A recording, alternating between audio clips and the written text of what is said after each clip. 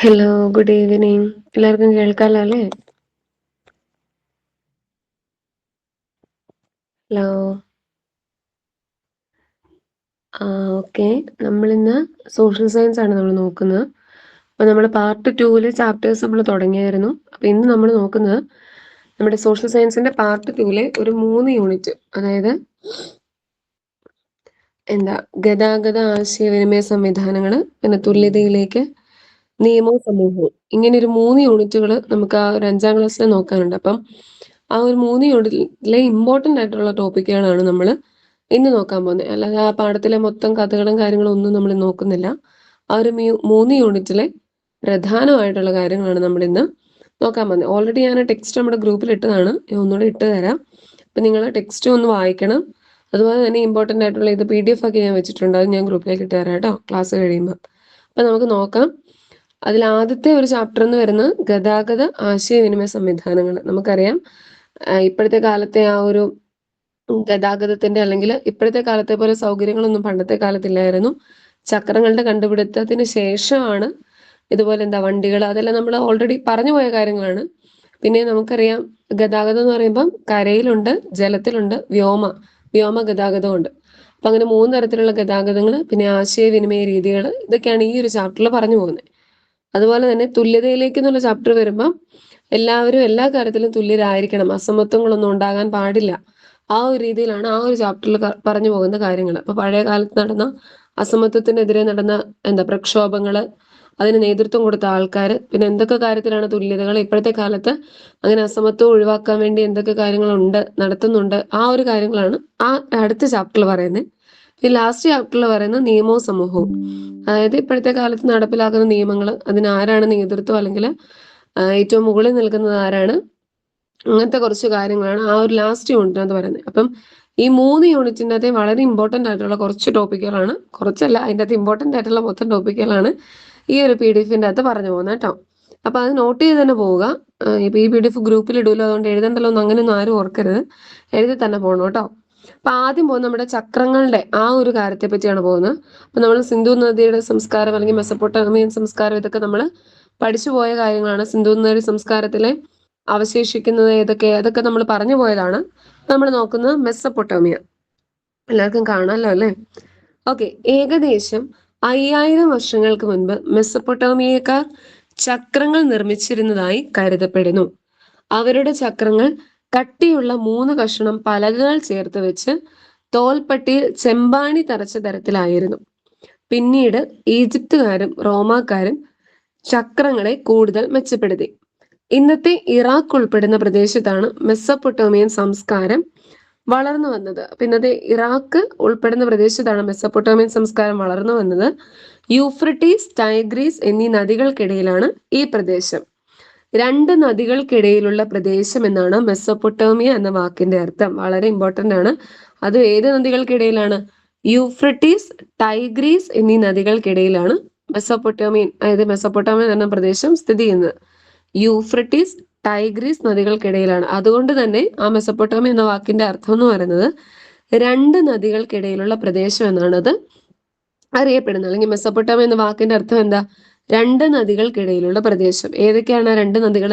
യൂഫ്രട്ടീസും ടൈഗ്രീസും. അപ്പൊ ആ മെസപ്പൊട്ടേമിയൻ സംസ്കാരത്തിന്റെ ആ ഒരു സമയത്ത് ചക്രത്തിന്റെ കണ്ടുപിടുത്തം എങ്ങനെയായിരുന്നു, അല്ലെങ്കിൽ എങ്ങനെയാണ് ഇപ്പോഴത്തെ ആ ഒരു സാഹചര്യത്തിലേക്ക് മാറിയത് എന്നൊക്കെ പറയാനായിട്ടാണ് ഇത് പറഞ്ഞത്. അപ്പൊ അന്നത്തെ, അതായത് മെസപ്പൊട്ടേമിയൻ സംസ്കാരത്തിനാണ് ചക്രങ്ങളുടെ എല്ലാം ആ ഒരു തുടക്കം എന്ന് പറയുന്നത്. അപ്പൊ അത് പിന്നീട് ഈജിപ്തുകാരും റോമാക്കാരും ഒക്കെ കൂടുതൽ മെച്ചപ്പെടുത്തി, കൂടുതൽ ഉപയോഗപ്രദമായ രീതിയിൽ കുറച്ചുകൂടെ മോഡിഫൈ ചെയ്ത് ചക്രങ്ങളാക്കി. അപ്പൊ ഈ മെസപ്പൊട്ടേമിയ നിലനിൽക്കുന്ന ആ ഒരു പ്രദേശം നിൽക്കുന്നത് നമ്മുടെ യൂഫ്രട്ടീസ്, ടൈഗ്രീസ് എന്നീ നദികൾക്കിടയിലാണ്. അതുകൊണ്ട് തന്നെ അത് അറിയപ്പെടുന്നത് 2 നദികൾക്കിടയിലുള്ള പ്രദേശം എന്നാണിത് അറിയപ്പെടുന്നത്. ഇന്നത്തെ ഇറാഖ് ഉൾപ്പെടുന്ന പ്രദേശത്താണ് മെസപ്പൊട്ടേമിയൻ സംസ്കാരം വളർന്നു വന്നത്. അതുകൂടെ ഓർത്തിരിക്കുക കേട്ടോ. പിന്നെ ആ വാക്കാണ്, അതായത് മെസപ്പൊട്ടേമിയ എന്ന വാക്കിന്റെ അർത്ഥം, അതാണ് ഏറ്റവും ഇമ്പോർട്ടന്റ് ആയിട്ടുള്ള നോക്കേണ്ടത്. 2 നദികൾക്കിടയിലുള്ള പ്രദേശം എന്നാണത് അറിയപ്പെടുന്നത്. ഏതൊക്കെയാണ് 2 നദികൾ? യൂഫ്രട്ടീസ്, ടൈഗ്രീസ് എന്നതാണ് 2 നദികൾ. ഇനി നോക്കിക്കേ, ഞാൻ പേജ് എടുത്തിട്ടേക്കുന്നുണ്ട്, അത് താവട്ട് പോയിരിക്കുന്നത് കേട്ടോ. ഗതാഗത മാർഗങ്ങൾ, ഇതാണ് ഞാൻ പറയുന്നത് നമ്മുടെ പ്രധാനപ്പെട്ട ഗതാഗത മാർഗങ്ങൾ. ഇന്ന് നമ്മൾ ഉപയോഗിക്കുന്ന നമ്മുടെ പ്രധാനപ്പെട്ട ഗതാഗത മാർഗങ്ങൾ ഏതൊക്കെയാണ്? കരഗതാഗതമുണ്ട്, ജലഗതാഗതമുണ്ട്, വ്യോമഗതാഗതമുണ്ട്. കരഗതാഗതമുണ്ട്, ജലഗതാഗതമുണ്ട്, വ്യോമഗതാഗതമുണ്ട്. കരഗതാഗതം എന്ന് പറയുമ്പോൾ അതിൽ ഏതൊക്കെയുണ്ട്? റോഡ് ഗതാഗതമുണ്ട്, അതുപോലെ തന്നെ റെയിൽ ഗതാഗതമുണ്ട്. ഇനി ജലഗതാഗതം ആണെങ്കിൽ അത് ഉൾനാടൻ ഗതാഗതമുണ്ട്, കടൽ സമുദ്ര ഗതാഗതമുണ്ട്.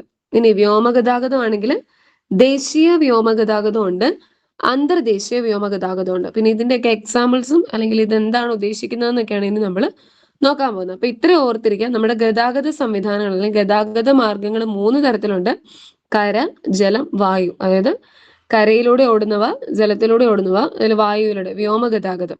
അങ്ങനെ 3 ടൈപ്പാണ് നമ്മുടെ ഗതാഗത മാർഗങ്ങളുള്ളത്. അപ്പൊ നമുക്കത് ഓരോന്നും നോക്കി പോവാം. ആദ്യം നമ്മൾ കരഗതാഗതമാണ് നോക്കുന്നത് കേട്ടോ. മക് ആദം റോഡുകൾ, ഈ ഒരു പേര് നിങ്ങൾ കേട്ടിട്ടുണ്ടോ? മക് ആദം റോഡുകൾ അതെന്താന്ന് നമുക്ക് നോക്കാം. 1820 സ്കോട്ടിഷ് എഞ്ചിനീയറായ ജെഎൽ മക് ആദമാണ് ആധുനിക രീതിയിലെ റോഡ് നിർമ്മാണത്തിന് തുടക്കമിട്ടത്. അപ്പൊ ആധുനിക രീതിയിലെ റോഡ് നിർമ്മാണത്തിന് തുടക്കമിട്ടതാണ് ആരാണ്? ജെഎൽ മക് ആദം. നമ്മൾ ജെഎൽ മൊറീനോ ഒക്കെ സൈക്കോളജി നമ്മൾ പഠിച്ചതാണ്. അപ്പൊ അതുപോലെ ജെഎൽ മക് ആദം എന്നുള്ള പേര് കേട്ടാൽ അത് എന്തുമായിട്ട് ബന്ധപ്പെട്ടതാണ്? നമ്മുടെ ഗതാഗതം അല്ലെങ്കിൽ ആധുനിക റോഡ് നിർമ്മാണത്തിന് തുടക്കമിട്ടതാണ് ആര്? ജെഎൽ മക് ആദം. ഏത് വർഷം? ഏകദേശം 1820 സ്കോട്ടിഷ് എഞ്ചിനീയറായ ജെഎൽ മക് ആദമാണ് ആധുനിക രീതിയിലെ റോഡ് നിർമ്മാണത്തിന് തുടക്കമിട്ടത്. കരിങ്കൽ കഷ്ണങ്ങൾ നിരത്തി റോഡ് റോളർ മെഷീനുകൾ ഉപയോഗിച്ച് നിർമ്മിക്കുന്ന ഇത്തരം റോഡുകൾ മക് ആദം റോഡുകൾ എന്ന് അറിയപ്പെടുന്നു. അദ്ദേഹമാണ് ഈ ഒരു സംരംഭത്തിന് തുടക്കം കുറിച്ചത്, അല്ലെങ്കിൽ ഈ റോഡ് നിർമ്മാണത്തിന് തുടക്കം കുറിച്ചത്. അതുകൊണ്ട് തന്നെ അദ്ദേഹത്തോടുള്ള ആദര സൂചകമായിട്ട് ഈ ഒരു പേര് നൽകി. അപ്പൊ മക് ആദം റോഡുകൾ. അപ്പൊ അത് തുടക്കം കുറിച്ച ആരാ? ജെഎൽ മക് ആദം. ഏത് വർഷം? 1820. കരിങ്കൽ കല്ലുകൾ നിരത്തി റോഡ് റോളർ മെഷീനുകൾ ഉപയോഗിച്ച് നിർമ്മിക്കുന്ന റോഡുകളാണ് ഈ മക് ആദം റോഡുകൾ എന്ന് പറയുന്നത്. ഇനി നോക്കിക്കേ, നമ്മുടെ രാജ്യത്ത് ഗ്രാമീണ പാതകൾ, സംസ്ഥാന പാതകൾ, ദേശീയപാതകൾ, എക്സ്പ്രസ് ഹൈവേകൾ എന്നിങ്ങനെ ബൃഹത്തായ റോഡ് ശൃംഖല നിലവിലുണ്ട്. ലോകത്തിലെ 2ാമത്തെ വലിയ റോഡ് ശൃംഖല ഇന്ത്യയിലാണ്. ഒരു രാജ്യത്തിന്റെ സാമൂഹിക സാമ്പത്തിക വളർച്ച ഉറപ്പുവരുത്തുന്നതിൽ റോഡ് ഗതാഗതം പ്രധാന പങ്കുവഹിക്കുന്നു. അല്ലെ, നമുക്കറിയാം ഇന്നത്തെ കാലത്ത് ഇപ്പൊ വഴിയില്ലാതെ നമുക്ക് എല്ലായിടത്തും തന്നെ വഴികളുണ്ട്. ഇനി കുഞ്ഞു കുഞ്ഞു പോക്കറ്റ് റോഡുകളാണെങ്കിൽ പോലും എല്ലായിടത്തും വഴികളുണ്ട്. ഹൈവേകളായിക്കോട്ടെ, സംസ്ഥാന പാതകളായിക്കോട്ടെ, നമ്മുടെ ഗ്രാമീണ പാതകളായിക്കോട്ടെ, ഇപ്പൊ എല്ലായിടത്തും തന്നെ വഴി സൗകര്യങ്ങൾ അയച്ച് വണ്ടികളുടെ എണ്ണം കൂടുന്നു, ആൾക്കാരുടെ എണ്ണങ്ങൾ കൂടുന്നതിനനുസരിച്ച് വഴികളും പുതിയ വഴികളൊക്കെ വെട്ടുകയും പുതിയ സഞ്ചാരപാതകളൊക്കെ തുറന്നു വരികയും ചെയ്യുന്നുണ്ട്. അപ്പൊ നമ്മുടെ ഇന്ത്യ, അതായത് ലോകത്തിലെ 2ാമത്തെ വലിയ റോഡ് ശൃംഖല എവിടെയാണുള്ളത്? ഇന്ത്യയിലാണുള്ളത്. അപ്പൊ ഒരു രാജ്യത്തിന്റെ സാമൂഹ്യ സാമ്പത്തിക വളർച്ച ഉറപ്പുവരുത്തുന്നതിൽ റോഡ് ഗതാഗതം പ്രധാന പങ്ക് വഹിക്കുന്നുണ്ട്. ഇനി നോക്കിക്കേ, ഇന്ത്യയിലെ പ്രധാന ഹൈവേകൾ.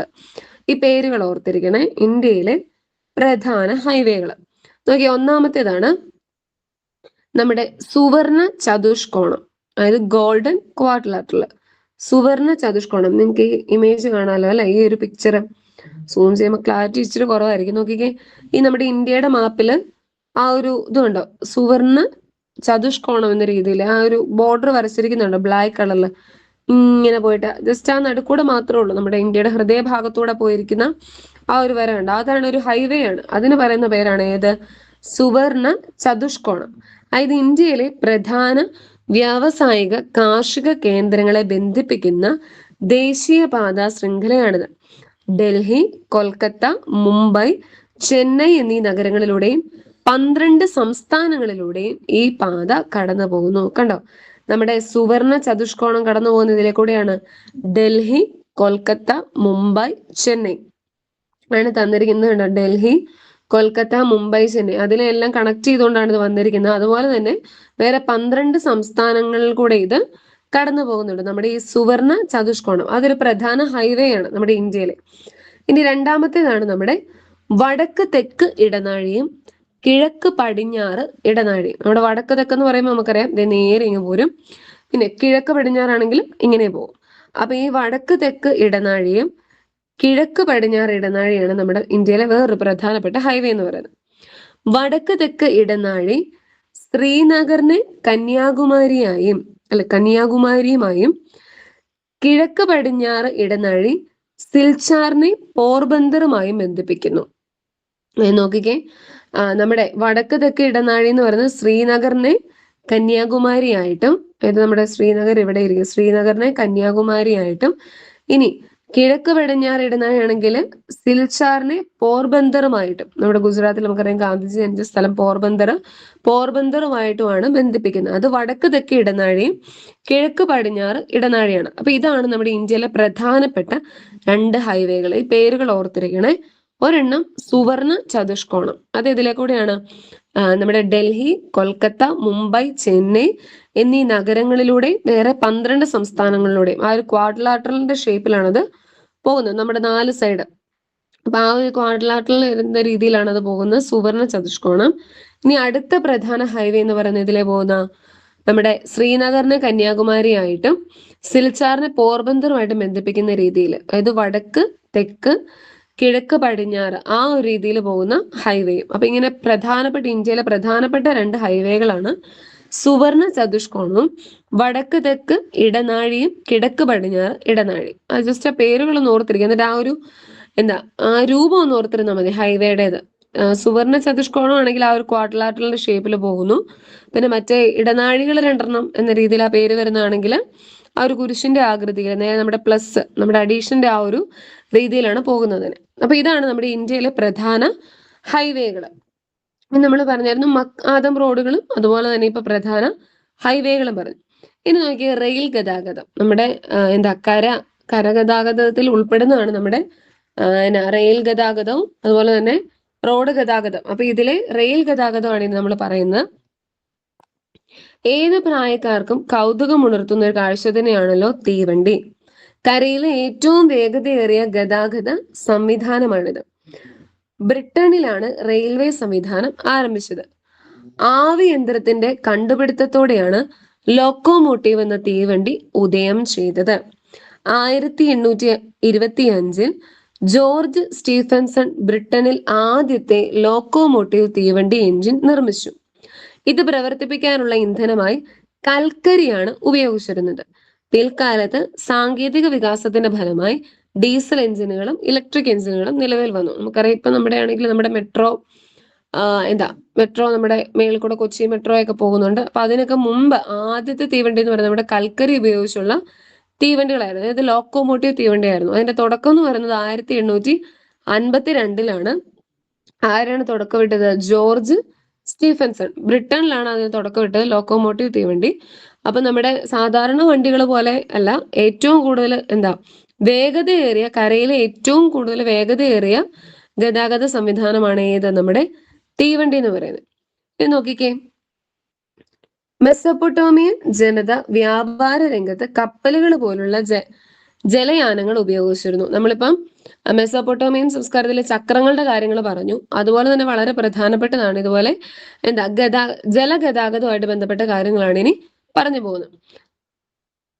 മെസപ്പൊട്ടോമിയൻ ജനത വ്യാപാര രംഗത്ത് കപ്പലുകൾ പോലെയുള്ള ജലയാനങ്ങൾ ഉപയോഗിച്ചിരുന്നു.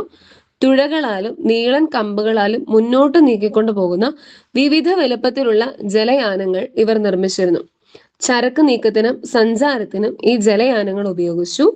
സിന്ധു നദീതട സംസ്കാര കേന്ദ്രമായ ഗുജറാത്തിലെ ലോഥലിൽ കപ്പൽ നിർമ്മാണ കേന്ദ്രത്തിന്റെ അവശിഷ്ടങ്ങൾ കണ്ടെത്തിയിട്ടുണ്ട്. ലോഥൽ നമ്മുടെ സിന്ധു നദീതട സംസ്കാര കേന്ദ്രമായ ഗുജറാത്തിലെ ലോഥലിൽ കപ്പൽ നിർമ്മാണ കേന്ദ്രത്തിന്റെ ഡോക്യാർഡിന്റെ അവശിഷ്ടങ്ങൾ കണ്ടെത്തിയിട്ടുണ്ട്.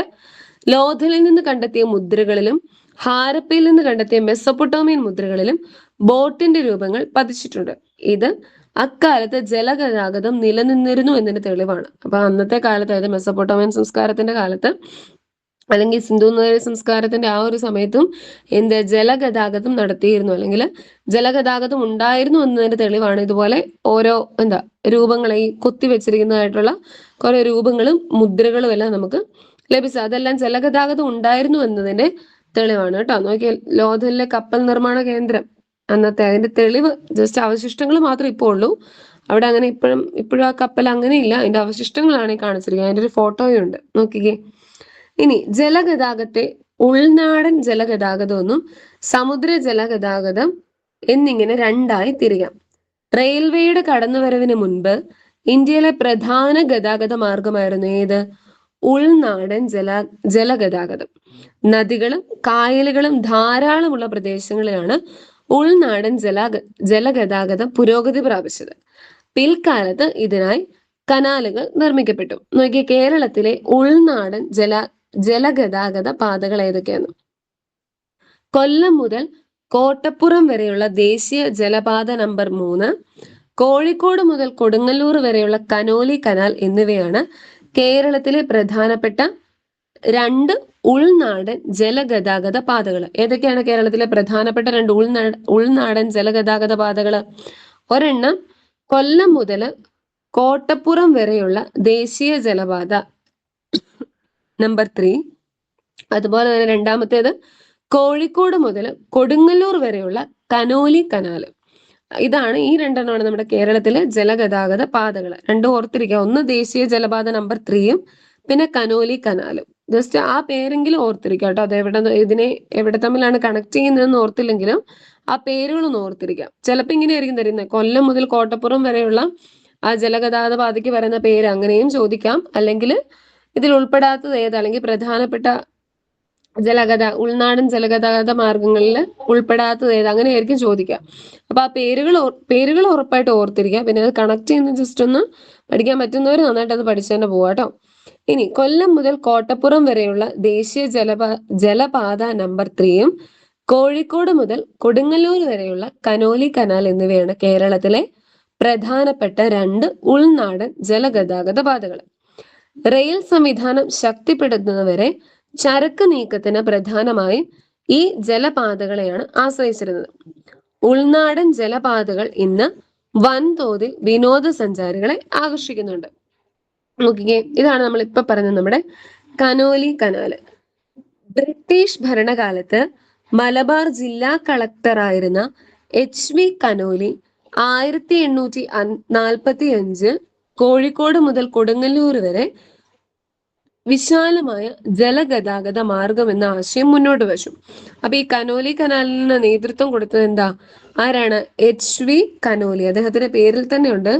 HV കനോലിയാണ് 1845 കോഴിക്കോട് മുതൽ കൊടുങ്ങല്ലൂർ വരെ വിശാലമായ ജലഗതാഗത മാർഗം എന്ന ആശയം മുന്നോട്ട് വെച്ചത്.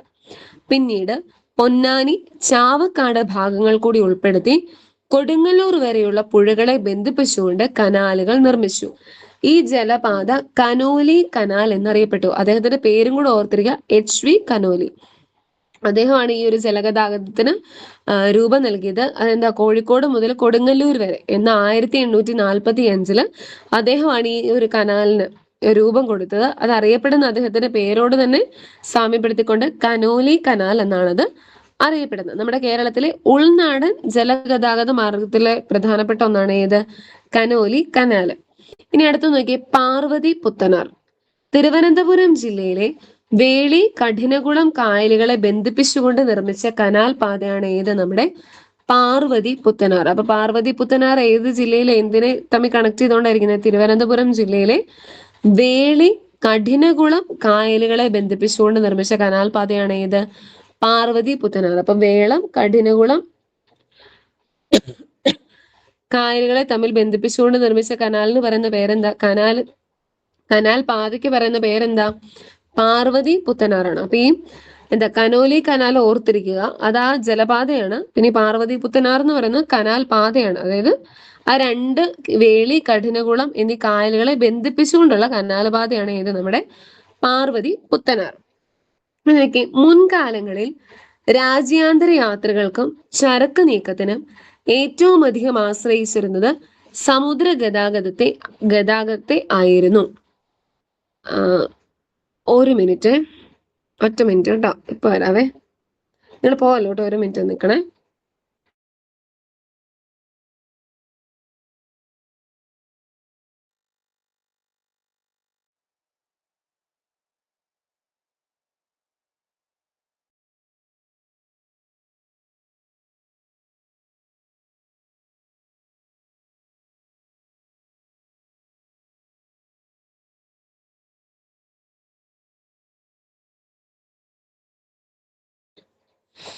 ഹലോ, കേൾക്കാലോ അല്ലെ?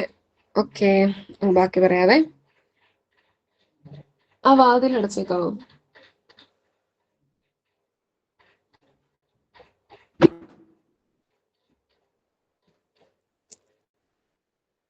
ഓക്കെ, സോറി കേട്ടോ, ഇടയ്ക്കൊരു ചെറിയൊരു അത്യാവശ്യം വന്നുകൊണ്ട് അങ്ങ് പോകേണ്ട വന്നാണേ.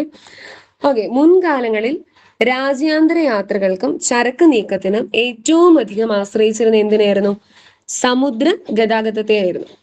കാറ്റിന്റെ ദിശാശക്തി കൊണ്ട് സഞ്ചരിക്കുന്ന പായ്ക്കപ്പലുകളുടെ കണ്ടുപിടുത്തം സമുദ്ര ഗതാഗതത്തെ മെച്ചപ്പെടുത്തി.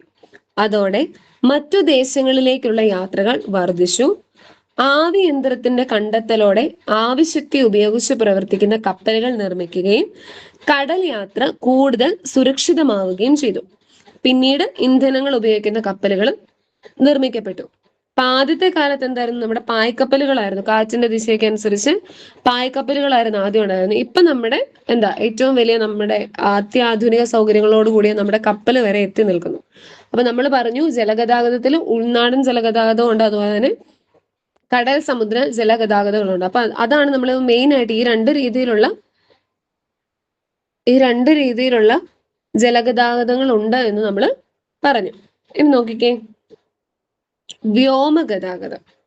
നമ്മൾ പറഞ്ഞായിരുന്നു ഗതാഗത മാർഗങ്ങളിൽ 3 തരത്തിലുണ്ട്: കര, ജലം, പിന്നെ നമ്മുടെ വായു. അപ്പൊ വ്യോമ ഗതാഗതമാണ് ഇനി നമ്മൾ നോക്കുന്നത്. ഫ്രാൻസിലെ ഒരു കടലാസ് ഫാക്ടറി ഉടമയായിരുന്നു ആര്? ജാക്വിസ് മോണ്ട് ഗോൾഫിയർ.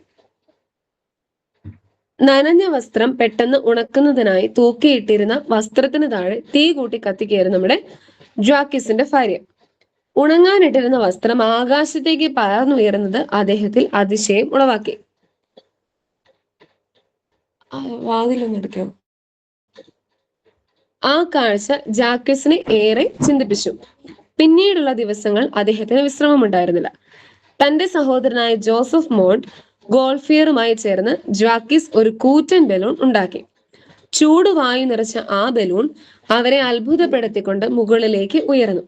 അതിനുശേഷം ബലൂണിന്റെ കീഴ്ഭാഗത്ത് കുട്ട വെച്ച് പിടിപ്പിച്ച് സ്വന്തം വീട്ടിലെ കോഴി, താറാവ് എന്നിവയെ യാത്രക്കാരാക്കി. തുടർന്ന് ജാക്വിസും ജോസഫും ആ ബലൂൺ വാഹനത്തിൽ പാരീസ് നഗരത്തിന്റെ മുകളിലൂടെ അരമണിക്കൂർ പറന്നു. അത് നോക്കിക്കേ, അദ്ദേഹം നമ്മുടെ ഈ ബലൂണിൽ നമ്മൾ ആകാശത്തൂടെ പോകുന്നില്ല, നമ്മൾ അങ്ങനെ പാരാ ഗ്ലൈഡിംഗ് അല്ലല്ലോ, ആ ഒരു രീതിയിൽ നമ്മൾ പറയില്ലേ ടൂറിസ്റ്റ് പ്ലേസിലൊക്കെ പോകുമ്പോ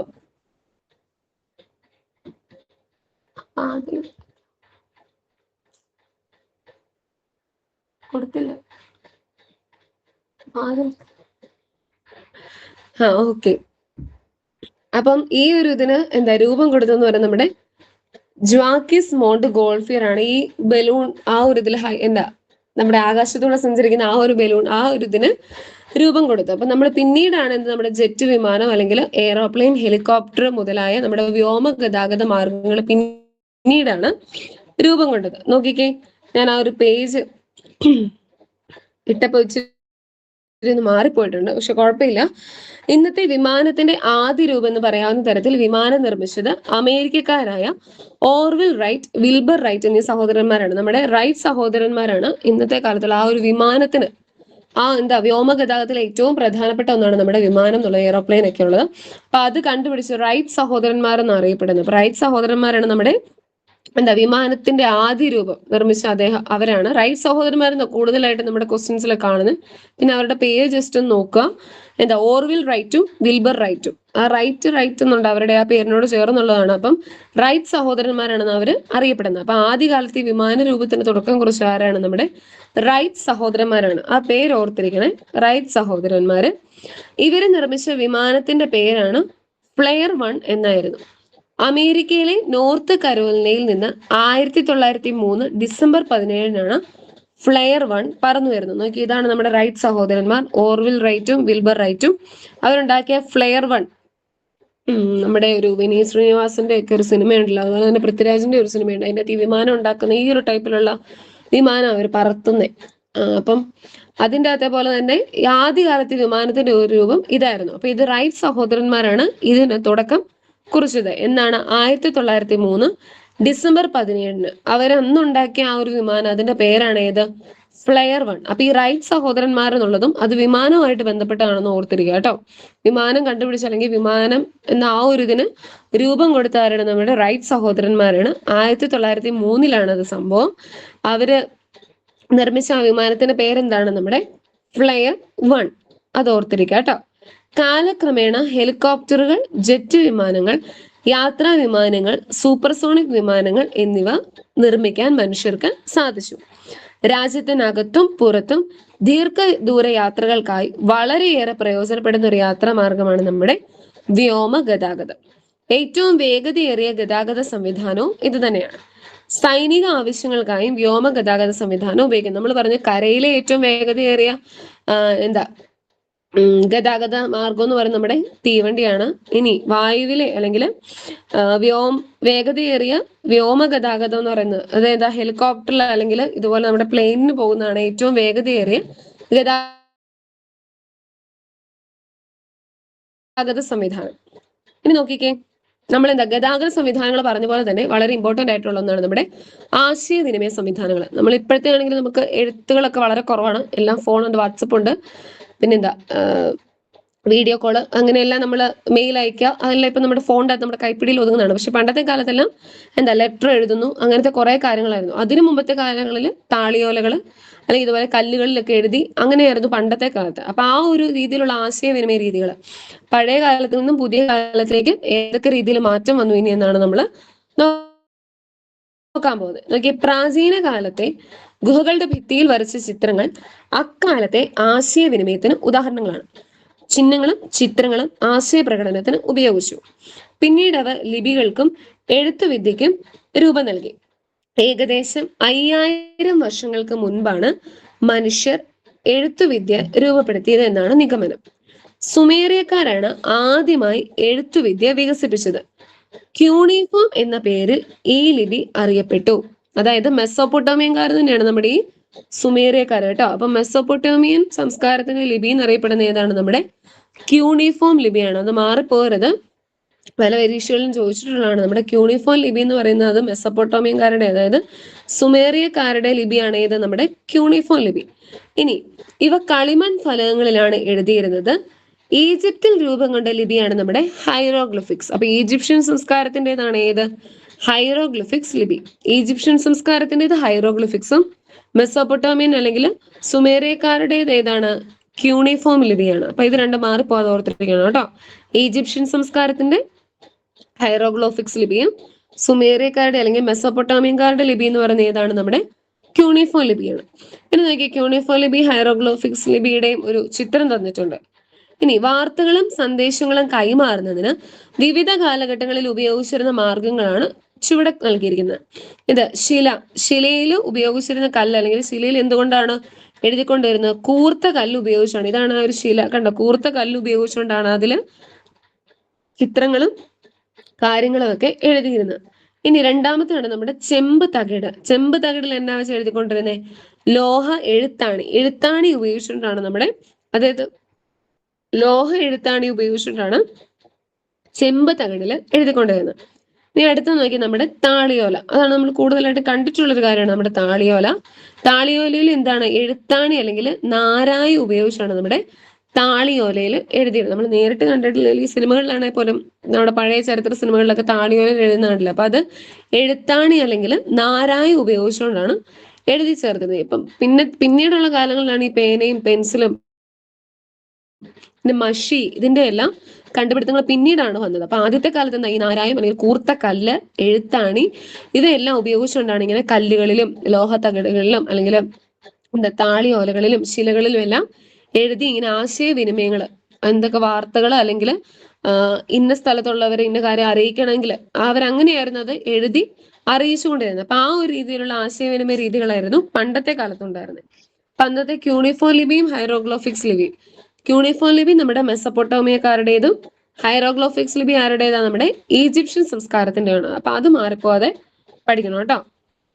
നമ്മൾ പറഞ്ഞ ആശയവിനിമയ രീതികൾ ഇപ്പം രണ്ട് തരത്തിലുള്ള ആശയവിനിമയ രീതികൾ. ഒന്ന് വ്യക്തിഗത ആശയവിനിമയവും രണ്ടാമത്തേത് ബഹുജന ആശയവിനിമയം. അപ്പൊ ആ ഹെഡിങ്ങുമായിട്ട് ബന്ധപ്പെട്ട എക്സാമ്പിൾസ് തന്നിരിക്കുന്ന ഓപ്ഷൻസിൽ ഏതൊക്കെയാണ് വ്യക്തിഗത ആശയവിനിമയത്തിൽ പെടുന്നത്, അല്ലെങ്കിൽ ഏതൊക്കെയാണ് ബഹുജന ആശയവിനിമയത്തിൽ പെടുന്നത്, അങ്ങനെ അത് മാറിപ്പോകാതെ തന്നെ പഠിക്കാം കേട്ടോ. ചിലപ്പോൾ ക്വസ്റ്റൻ അങ്ങനെ ആയിരിക്കും വരുന്നത്, ജസ്റ്റ് 4 ഓപ്ഷൻസ് തന്നിട്ട് ഇതിൽ ഏതാണ് വ്യക്തിഗത ആശയവിനിമയത്തിൽ പെടാത്തത് അല്ലെങ്കിൽ പെടുന്നത് അങ്ങനെ ചോദിക്കാം. അപ്പൊ അത് ഓർത്തിരിക്കാം. നോക്കിക്കേ, എന്താണ് വ്യക്തിഗത ആശയവിനിമയം? ഒരു വ്യക്തിയിൽ നിന്ന് മറ്റൊരു വ്യക്തിയിലേക്ക് സന്ദേശങ്ങളോ ആശയങ്ങളോ വിനിമയം ചെയ്യുന്നതാണ് എന്ത്? വ്യക്തിഗത ആശയവിനിമയം. ഒരു വ്യക്തിയിൽ നിന്ന് മറ്റൊരു വ്യക്തിയിലേക്ക് സന്ദേശങ്ങളോ ആശയങ്ങളോ വിനിമയം ചെയ്യുന്നതാണ് എന്ത്? വ്യക്തിഗത ആശയവിനിമയം. ഇതിനായി പ്രയോജനപ്പെടുത്തുന്ന ഉപാധികളാണ് വ്യക്തിഗത ആശയവിനിമയോപാധികൾ. നോക്കിക്കേ, ഏതൊക്കെയാണ് നമ്മുടെ വ്യക്തിഗത ആശയവിനിമയോപാധികൾ എന്ന് പറയുന്നത്? ഇംഗ്ലണ്ട് ഉണ്ട്, ടെലഗ്രാഫ് ഉണ്ട്, ടെലിഫോൺ ഉണ്ട്, ഫാക്സ് മെഷീൻ ഉണ്ട്, പിന്നെ നമ്മുടെ ഇന്റർനെറ്റ്, കമ്പ്യൂട്ടർ, അതുപോലെ തന്നെ ഇമെയിൽ, മൊബൈൽ ഫോൺ. ഇതെല്ലാം എന്താ? വ്യക്തിഗത ആശയവിനിമയോപാധികൾ. അതായത് ഒരു വ്യക്തിയിൽ നിന്ന് മറ്റൊരു വ്യക്തിയിലേക്ക് സന്ദേശങ്ങളോ ആശയങ്ങളോ, അതായത് 2 പേഴ്സൺസ് തമ്മിൽ, അതായത് കൂട്ടമായിട്ടോ സമൂഹമായിട്ടോ ഗ്രൂപ്പൊന്നും അല്ല, ജസ്റ്റ് 2 പേഴ്സൺസ് തമ്മിൽ, 2 വ്യക്തികൾ തമ്മിലുള്ള ആശയവിനിമയം നടത്തുന്നതിന് ഉപയോഗിക്കുന്ന ഉപാധികളാണ് ഏത്? വ്യക്തിഗത ആശയവിനിമയോപാധികൾ. അതിന് എക്സാമ്പിൾസ് വരുന്നതാണ് നമ്മുടെ England, email, mobile phone, telephone. ഇതെല്ലാം ഇതിന്റെ അകത്ത് എക്സാമ്പിൾ വരുന്ന നമ്മുടെ വ്യക്തിഗത ആശയവിനിമയം. ഇത് 2 വ്യക്തികൾ തമ്മിലുള്ള ആശയവിനിമയം നടത്തുന്നതിനുള്ള ഉപാധികളാണ് ഇവയെല്ലാം. ഇനി ബഹുജന ആശയവിനിമയം നോക്കിക്കേ, ഒരു സന്ദേശമോ ആശയമോ വലിയൊരു ജനവിഭാഗത്തിലേക്ക് എത്തിക്കുന്നതാണ് നമ്മുടെ ബഹുജന ആശയവിനിമയം എന്ന് പറയുന്നത്. ഇതിനായി പ്രയോജനപ്പെടുത്തുന്ന മാധ്യമങ്ങളാണ് എങ്ങനെ അറിയപ്പെടുന്നത്? ബഹുജന ആശയവിനിമയോപാധികൾ എന്ന് അറിയപ്പെടുന്നത്. അപ്പം ഒരു സന്ദേശമോ ആശയമോ വലിയൊരു ജനവിഭാഗത്തിലേക്ക് അയക്കേണ്ടത്. നമ്മൾ പറഞ്ഞു വ്യക്തിഗതമാണെങ്കിൽ ജസ്റ്റ് 2 പേഴ്സൺസ് തമ്മിലുള്ള ആ ഒരു ആശയവിനിമയം മാത്രം. ഇനി ബഹുജനമാണെങ്കിൽ അതെന്താ? ഒരു സന്ദേശം അല്ലെങ്കിൽ ഒരു ആശയം ഒരു ഗ്രൂപ്പിലേക്ക്, ഒരു സമൂഹത്തിലേക്ക് എത്തിക്കുന്നതാണ് ബഹുജന ആശയവിനിമയം. അപ്പൊ അതിനുപയോഗിക്കുന്ന ഉപാധികളാണ് എന്ത്? ബഹുജന ആശയവിനിമയ ഉപാധികൾ. അത് ഏതൊക്കെയാന്ന് നമുക്ക് നോക്കാം. നോക്കിക്കേ, ഇതാണ് നമ്മുടെ ബഹുജന ആശയവിനിമയ ഉപാധികൾ. നമുക്കറിയാവുന്നതൊക്കെ തന്നെയാണ്. നമ്മുടെ വർത്തമാന പത്രങ്ങൾ, റേഡിയോ, ടെലിവിഷൻ, സെമിനാർ, പൊതുയോഗം, തെരുവ് നാടകം, ഇതെല്ലാം എന്താണ്? നമ്മുടെ ബഹുജന ആശയവിനിമയോപാധികളിൽ പെടുന്നതാണ്. അപ്പൊ ഈ 2 എണ്ണത്തിന്റെ എക്സാമ്പിൾസ് ഓർത്തിരിക്കുക. ഇപ്പൊ ചിലപ്പം email, mobile phone, television, email, mobile phone, ടെലിവിഷന്, ഇൻലൻഡ്, ഇങ്ങനെ ഈ 4 എണ്ണം തന്നില് ഇതിൽ ഏതാണ് ഒറ്റപ്പെട്ടത് അല്ലെങ്കിൽ ഒറ്റയാൻ ഏതാന്ന് ചോദിച്ചാൽ നമ്മൾ ഏതായിരിക്കും ഉത്തരം പറയാ? ടെലിവിഷൻ വരും. കാരണം ബാക്കി 3 എണ്ണം ഏതാ? നമ്മുടെ വ്യക്തിഗത ആശയവിനിമയത്തിൽ പെടുന്ന. ഇതോ ടെലിവിഷൻ ഏതിൻ്റെ അകത്ത് പെടും? ബഹുജന ആശയവിനിമയത്തിന്റെ അത് വിടും. അപ്പൊ അതിന്റെ എക്സാമ്പിൾസ് പഠിച്ചിരിക്കുക കേട്ടോ. പിന്നെ നമുക്ക് പെട്ടെന്ന് കേൾക്കുമ്പോൾ വ്യക്തിഗതമാണ്, ബഹുജനമാണ്, ആ ഒരു ഹെഡിങ് ഒക്കെ നമുക്ക് മനസ്സിലാവും. പക്ഷെ പറയാൻ പറ്റത്തില്ല ഏത് തരത്തിലാണ് ആ ക്വസ്റ്റ്യൻ വരുന്നുള്ളത്. ചിലപ്പോൾ ഇപ്പൊ ഞാൻ പറഞ്ഞാൽ ഒറ്റയാണ് ഏതെന്ന രീതിയിലും ചോദിക്കാം. അപ്പൊ അതിന്റെ എക്സാമ്പിൾസ് കറക്റ്റ് ആയിട്ട് മാറിപ്പോ അതിനെ പഠിക്കുക കേട്ടോ. പിന്നെ നോക്കിക്കേ, മേൽ സൂചിപ്പിച്ചവ കൂടാതെ പുസ്തകങ്ങൾ, മാഗസിനുകൾ, കലാരൂപങ്ങൾ, സിനിമ, സാമൂഹിക മാധ്യമങ്ങൾ തുടങ്ങിയ മാർഗങ്ങളിലൂടെ വലിയൊരു വിഭാഗം ആളുകളുമായി ആശയം കൈമാറാൻ സാധിക്കുന്നു. ഇനി ഇന്റർനെറ്റ് അധിഷ്ഠിത നൂതന ആശയവിനിമയ സാങ്കേതികവിദ്യ. നോക്കിയേ, ലോകമെമ്പാടുമുള്ള കമ്പ്യൂട്ടറുകളെ ബന്ധിപ്പിക്കുന്ന ശൃംഖലയാണ് ഇന്റർനെറ്റ്. പലതരത്തിലുള്ള വിവരങ്ങൾ നമുക്ക് ഇന്റർനെറ്റിന്റെ സഹായത്തോടെ ലഭിക്കുന്നു. ഇന്റർനെറ്റിന്റെ സാധ്യതകൾ പ്രയോജനപ്പെടുത്തി ഉപയോഗിക്കുന്ന ചില നൂതന ആശയവിനിമയ സംവിധാനങ്ങൾ ചുവടെ നൽകുന്നു. നോക്കിയേ, വീഡിയോ കോൺഫറൻസ് നമുക്കറിയാവുന്നതാണ്. അകലെയുള്ള സ്ഥലങ്ങളിൽ ഇരിക്കുന്ന ആളുകൾക്ക് ഇന്റർനെറ്റിന്റെ സഹായത്തോടെ കണ്ടുകൊണ്ട് സംസാരിക്കാനും ആശയങ്ങൾ കൈമാറാനും എന്തിലൂടെ കഴിയും? നമ്മുടെ വീഡിയോ കോൺഫറൻസിലൂടെ കഴിയും. ഇനി ഇ കൊമേഴ്സ്, ഇന്റർനെറ്റ് സംവിധാനത്തിലൂടെ സാധനങ്ങളും സേവനങ്ങളും വാങ്ങുന്നതിനും വിൽക്കുന്നതിനുമുള്ള സംവിധാനമാണ് എന്ത്? ഇ കൊമേഴ്സ് എന്ന് പറയുന്നത്. ഇനി ഇമെയിൽ ആണെങ്കിലോ, ഇലക്ട്രോണിക് മാധ്യമങ്ങൾ ഉപയോഗിച്ച് സന്ദേശങ്ങൾ അയക്കുകയും സ്വീകരിക്കുകയും ശേഖരിക്കുകയും ചെയ്യുന്ന സംവിധാനമാണ് ഏത്? നമ്മുടെ ഇമെയിൽ എന്ന് പറയുന്നത്. ഇനി ടെലിമെഡിസിൻ ആണെങ്കിൽ വിവര സാങ്കേതിക വിദ്യയുടെ സഹായത്തോടെ അകലെയുള്ള വിദഗ്ധ ഡോക്ടർമാരുടെ സേവനം ആരോഗ്യരംഗത്ത് ഉപയോഗപ്പെടുത്തുന്നതാണ് നമ്മുടെ ടെലിമെഡിസിൻ. അതെല്ലാം നമ്മുടെ ഇപ്പോഴത്തെ ഒരു സാങ്കേതിക വിദ്യ, ഇന്റർനെറ്റിന്റെ ലഭ്യത കൂടുന്നതനുസരിച്ച് തുടങ്ങിയ അല്ലെങ്കിൽ പുതിയ തരത്തിലുള്ള നൂതനമായിട്ടുള്ള സാങ്കേതിക വിദ്യകളാണ് ഇപ്പൊ പറഞ്ഞത്. ഇമെയിൽ, നമ്മുടെ ഈ course commerce, video conference, telemedicine ഇവയെല്ലാം. അപ്പൊ ഇന്നത്തെ കാലത്തെ ആശയവിനിമയ സംവിധാനങ്ങളും കൂടെ പറഞ്ഞു എന്നുള്ളതേ ഉള്ളൂ. അപ്പൊ വ്യക്തിഗത ആശയവിനിമയം ഉണ്ട്, അതുപോലെ തന്നെ എന്താ ബഹുജന ആശയവിനിമയ ഉപാധികളുണ്ട്. അപ്പൊ അത് രണ്ടും മാറിപ്പോകാതെ പഠിക്കാട്ടോ. ഇനിയാണ് നമ്മുടെ ഞാൻ പറഞ്ഞത് നമ്മുടെ തുല്യതയിലേക്ക് എന്നുള്ള ആ ഒരു വിഭാഗം, അതായത് എല്ലാവരും എല്ലാ കാര്യത്തിലും തുല്യത അനുഭവിക്കണം എന്നുള്ള ആ ഒരു ഇത് മുൻനിർത്തിയുള്ള ചാപ്റ്ററാണ് നമ്മുടെ തുല്യതയിലേക്ക് എന്നുള്ളത്. അതിൻ്റെ അകത്ത് പറഞ്ഞു പോകുന്ന കാര്യങ്ങളാണ് ഇന്ന് നമ്മൾ നോക്കാൻ പോകുന്നത്. അതിലെ അസമത്വങ്ങൾ ഉണ്ടായിരുന്നത് പണ്ടത്തെ കാലത്ത് വസ്ത്രത്തിന്റെ കാര്യത്തിലായിക്കോട്ടെ, അല്ലെങ്കിൽ നടപ്പാതയുടെ കാര്യത്തിലായിക്കോട്ടെ, ഫുഡിന്റെ കാര്യത്തിലായിക്കോട്ടെ, പലതരത്തിലുള്ള ഉച്ചനീചത്വങ്ങൾ, അതായത് അസമത്വങ്ങൾ പലതരത്തിലുണ്ടായിരുന്നു.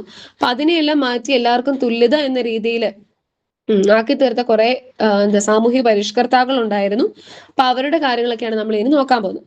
നോക്കിയേ, സാമ്പത്തിക അസമത്വം. സാമ്പത്തിക അസമത്വം എന്നത് ഒരു സമൂഹത്തിലെ വ്യക്തികൾ അല്ലെങ്കിൽ സംഘങ്ങൾക്കിടയിൽ സമ്പത്ത്, വരുമാനം അല്ലെങ്കിൽ വിഭവങ്ങൾ എന്നിവയുടെ അസമമായ വിതരണത്തെ സൂചിപ്പിക്കുന്നു. ഇത് പലപ്പോഴും അവസരങ്ങൾ, വിദ്യാഭ്യാസം, തൊഴിൽ, ആരോഗ്യ സംരക്ഷണം, രാഷ്ട്രീയ അധികാരം എന്നിവയിലേക്കുള്ള പ്രാപ്തിയിലെ അസമത്വത്തിലേക്ക് നയിക്കുന്നു.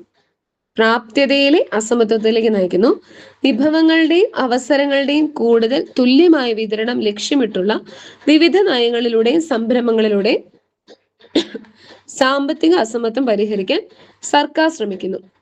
ഇനി നോക്കി, സാമ്പത്തിക അസമത്വം മാത്രമല്ല നമ്മുടെ സമൂഹത്തിലുള്ളത്, വേറെ ഏതൊക്കെ കാര്യത്തിലുള്ളതാണ് നമ്മൾ ഇനി നോക്കാൻ പോകുന്നത്.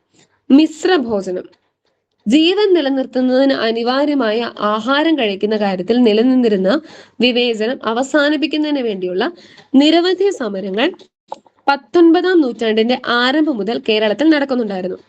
അയ്യ വൈകുണ്ഠസ്വാമികൾ സ്ഥാപിച്ച സമത്വ സമാജത്തിന്റെ നേതൃത്വത്തിൽ നടന്ന സമപന്തി ഭോജനം മുതൽ നിരവധി സമരങ്ങളാണ് ഇത്തരത്തിൽ നടന്നിട്ടുള്ളത്. അപ്പൊ വൈകുണ്ഠസ്വാമികളുടെ പ്രധാനപ്പെട്ട ഒരു പ്രസ്ഥാനം ഏതാണ്? നമ്മുടെ സമത്വ സമാജം.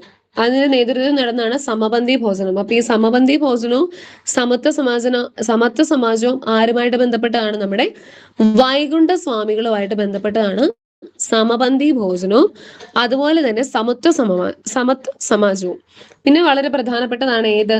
അദ്ദേഹമായിട്ട് ബന്ധപ്പെട്ട വേറൊരെണ്ണമാണ് നമ്മുടെ ചാന്നാർ ലഹള, അതായത് മേൽമുണ്ട സമരം എന്നൊക്കെ നമ്മൾ പറയും. ചാന്നാർ ലഹള ആരുമായിട്ട് ബന്ധപ്പെട്ടതാണ്? നമ്മുടെ വൈകുണ്ഠ സ്വാമികളുമായിട്ട് ബന്ധപ്പെട്ടതാണ് നമ്മുടെ ചാന്നാർ ലഹള എന്ന് പറയുന്നത്. അതായത് സമത്വ സമാജത്തിന്റെയും ചാന്നാർ ലഹളയുടെയും സമപന്തി ഭോജനവും ഈ മൂന്നെണ്ണം ആരുമായിട്ട് ബന്ധപ്പെട്ടതാണ്? നമ്മുടെ വൈകുണ്ഠ സ്വാമികളുമായിട്ട് ബന്ധപ്പെട്ടാണ്. ഇതുപോലെ തന്നെ നമുക്ക് കുറെ സാമൂഹ്യ പരിഷ്കർത്താക്കളെ കുറിച്ച് പഠിക്കാനുണ്ട്. പക്ഷെ അത് ഹൈസ്കൂളിലെ സോഷ്യലിൻ്റെ അകത്ത് വരുമ്പോഴാണ് കൂടുതലും, നമ്മുടെ ഹിസ്റ്ററിക്കകത്താണ് കൂടുതലും പഠിക്കാനുള്ളത്. നമുക്ക് ഈ UP സെക്ഷനിൽ നമുക്ക് അധികമില്ല. പക്ഷെ ആ തന്നിരിക്കുന്ന ചാപ്റ്റേഴ്സിലെല്ലാം വളരെ പ്രധാനപ്പെട്ടതാണ്. അപ്പൊ വൈകുണ്ഠ സ്വാമികളുടെ ഏതൊക്കെയാണ്? സമപന്തി ഭോജനം, സമത്വ സമാജം, അതുപോലെ തന്നെ നമ്മുടെ ചാന്നാർ ലഹള. ഇനി ഒരാളെ കുറിച്ചുകൂടെ പറയുന്നുണ്ട്, നമ്മുടെ സഹോദരൻ അയ്യപ്പൻ. ഇതിൽ ഏറ്റവും ശ്രദ്ധേയമായ ഒന്നാണ് 1917 മെയ് 29 എറണാകുളം ജില്ലയിലെ ചെറായിൽ സഹോദരൻ പത്രത്തിന്റെ പത്രാധിപരായ K. അയ്യപ്പൻ സംഘടിപ്പിച്ച മിശ്രഭോജനം. അപ്പൊ മിശ്രഭോജനം ആരുടെയാണ്? നമ്മുടെ സഹോദരൻ അയ്യപ്പൻ, അല്ലെങ്കിൽ K. അയ്യപ്പൻ എന്നറിയപ്പെടുന്ന അദ്ദേഹത്തിൻ്റെതാണ് നമ്മുടെ മിശ്രഭോജനം എന്ന് പറയുന്നത്. ഇത് കാരണം അദ്ദേഹത്തിന് കൊടിയ മർദ്ദനവും ഭീഷണിയും നേരിടേണ്ടി വന്നു. വിവേചനത്തിനെതിരായ സമരത്തിലെ ഒരു നിർണായക സംഭവമായിരുന്നു ഇത്. അപ്പൊ മിശ്രഭോജനം അല്ലെങ്കിൽ സഹോദര പ്രസ്ഥാനം ഇത് ആരുമായിട്ട് ബന്ധപ്പെട്ടതാണ്? നമ്മുടെ സഹോദരൻ അയ്യപ്പനുമായിട്ട് ബന്ധപ്പെട്ടതാണ് ഇത് മിശ്രഭോജനവും നമ്മുടെ സഹോദര പ്രസ്ഥാനവും. ഇനി സമത്വ സമാജവും സമപന്തി ഭോജനവും അതുപോലെ തന്നെ നമ്മുടെ ചാന്നാർ ലഹള ആരുമായിട്ട് ബന്ധപ്പെട്ടതാണ്? നമ്മുടെ വൈകുണ്ഠ സ്വാമികളുമായിട്ട് ബന്ധപ്പെട്ടാണ്. അപ്പൊ ഈ രണ്ടുപേരും, അതായത് സഹോദരൻ അയ്യപ്പനെ കുറിച്ചുള്ളതും വൈകുണ്ഠ സ്വാമിയെ കുറിച്ചും കണക്ട് ചെയ്തിട്ടുള്ള ആ കാര്യങ്ങൾ പഠിക്കണം കേട്ടോ. ഞാനിത് ഗ്രൂപ്പിലിട്ട് തരാവേ. കുറച്ച് സാമൂഹ്യ പരിഷ്കർത്താക്കളുടെ കൂടെ ഉണ്ട്, അത് ഈ ചാപ്റ്ററിന്റെ അതൊന്നും പറയുന്നില്ല, പക്ഷെ എന്നാലും ഞാനത് ഗ്രൂപ്പിലിട്ട് തരാം. നമുക്ക് ചിലപ്പോൾ അത് ഉപകാരപ്രദമാകും. അത് കൂടുതൽ ഹൈസ്കൂളിലാണ് ചോദിക്കുന്നത്. പക്ഷെ ഈ വൈകുണ്ഠ സ്വാമികളുടെയൊക്കെ നമുക്ക് എപ്പോഴും തന്നെ റിപ്പീറ്റ് ചെയ്ത് ചോദിക്കാറുള്ളതാണ്. അപ്പൊ അതുകൂടെ നോക്കാം കേട്ടോ. ഞാൻ ആ ഒരു ഫോട്ടോ എടുത്താൽ ഞാൻ ഗ്രൂപ്പിൽ ഇടാവേ. കുറച്ച് സാമൂഹ്യ പരിഷ്കർത്താക്കളുടെയും കൂടെ ഉണ്ട്, അത് ഞാൻ ഗ്രൂപ്പിലിട്ട് തരാം കേട്ടോ. ഇനി അടുത്ത് നോക്കി, നമ്മുടെ മേൽമുണ്ട് സമരം. വസ്ത്രധാരണ അവകാശത്തിന് വേണ്ടി തെക്കൻ തിരുവിതാംകൂറിലെ സ്ത്രീകൾ 19-ാം നൂറ്റാണ്ടിന്റെ ആദ്യം മുതൽ നടത്തി വന്ന സമരമാണ് നമ്മുടെ മേൽമുണ്ട് സമരം. ദീർഘകാലത്തെ സമരത്തിന് ശേഷം ജാതി മത വ്യത്യാസമില്ലാതെ എല്ലാവർക്കും ഇഷ്ടപ്പെട്ട വസ്ത്രം ധരിക്കാനുള്ള അവകാശം നൽകിക്കൊണ്ട് തിരുവിതാംകൂർ സർക്കാർ വിളംബരം പ്രസിദ്ധപ്പെടുത്തി.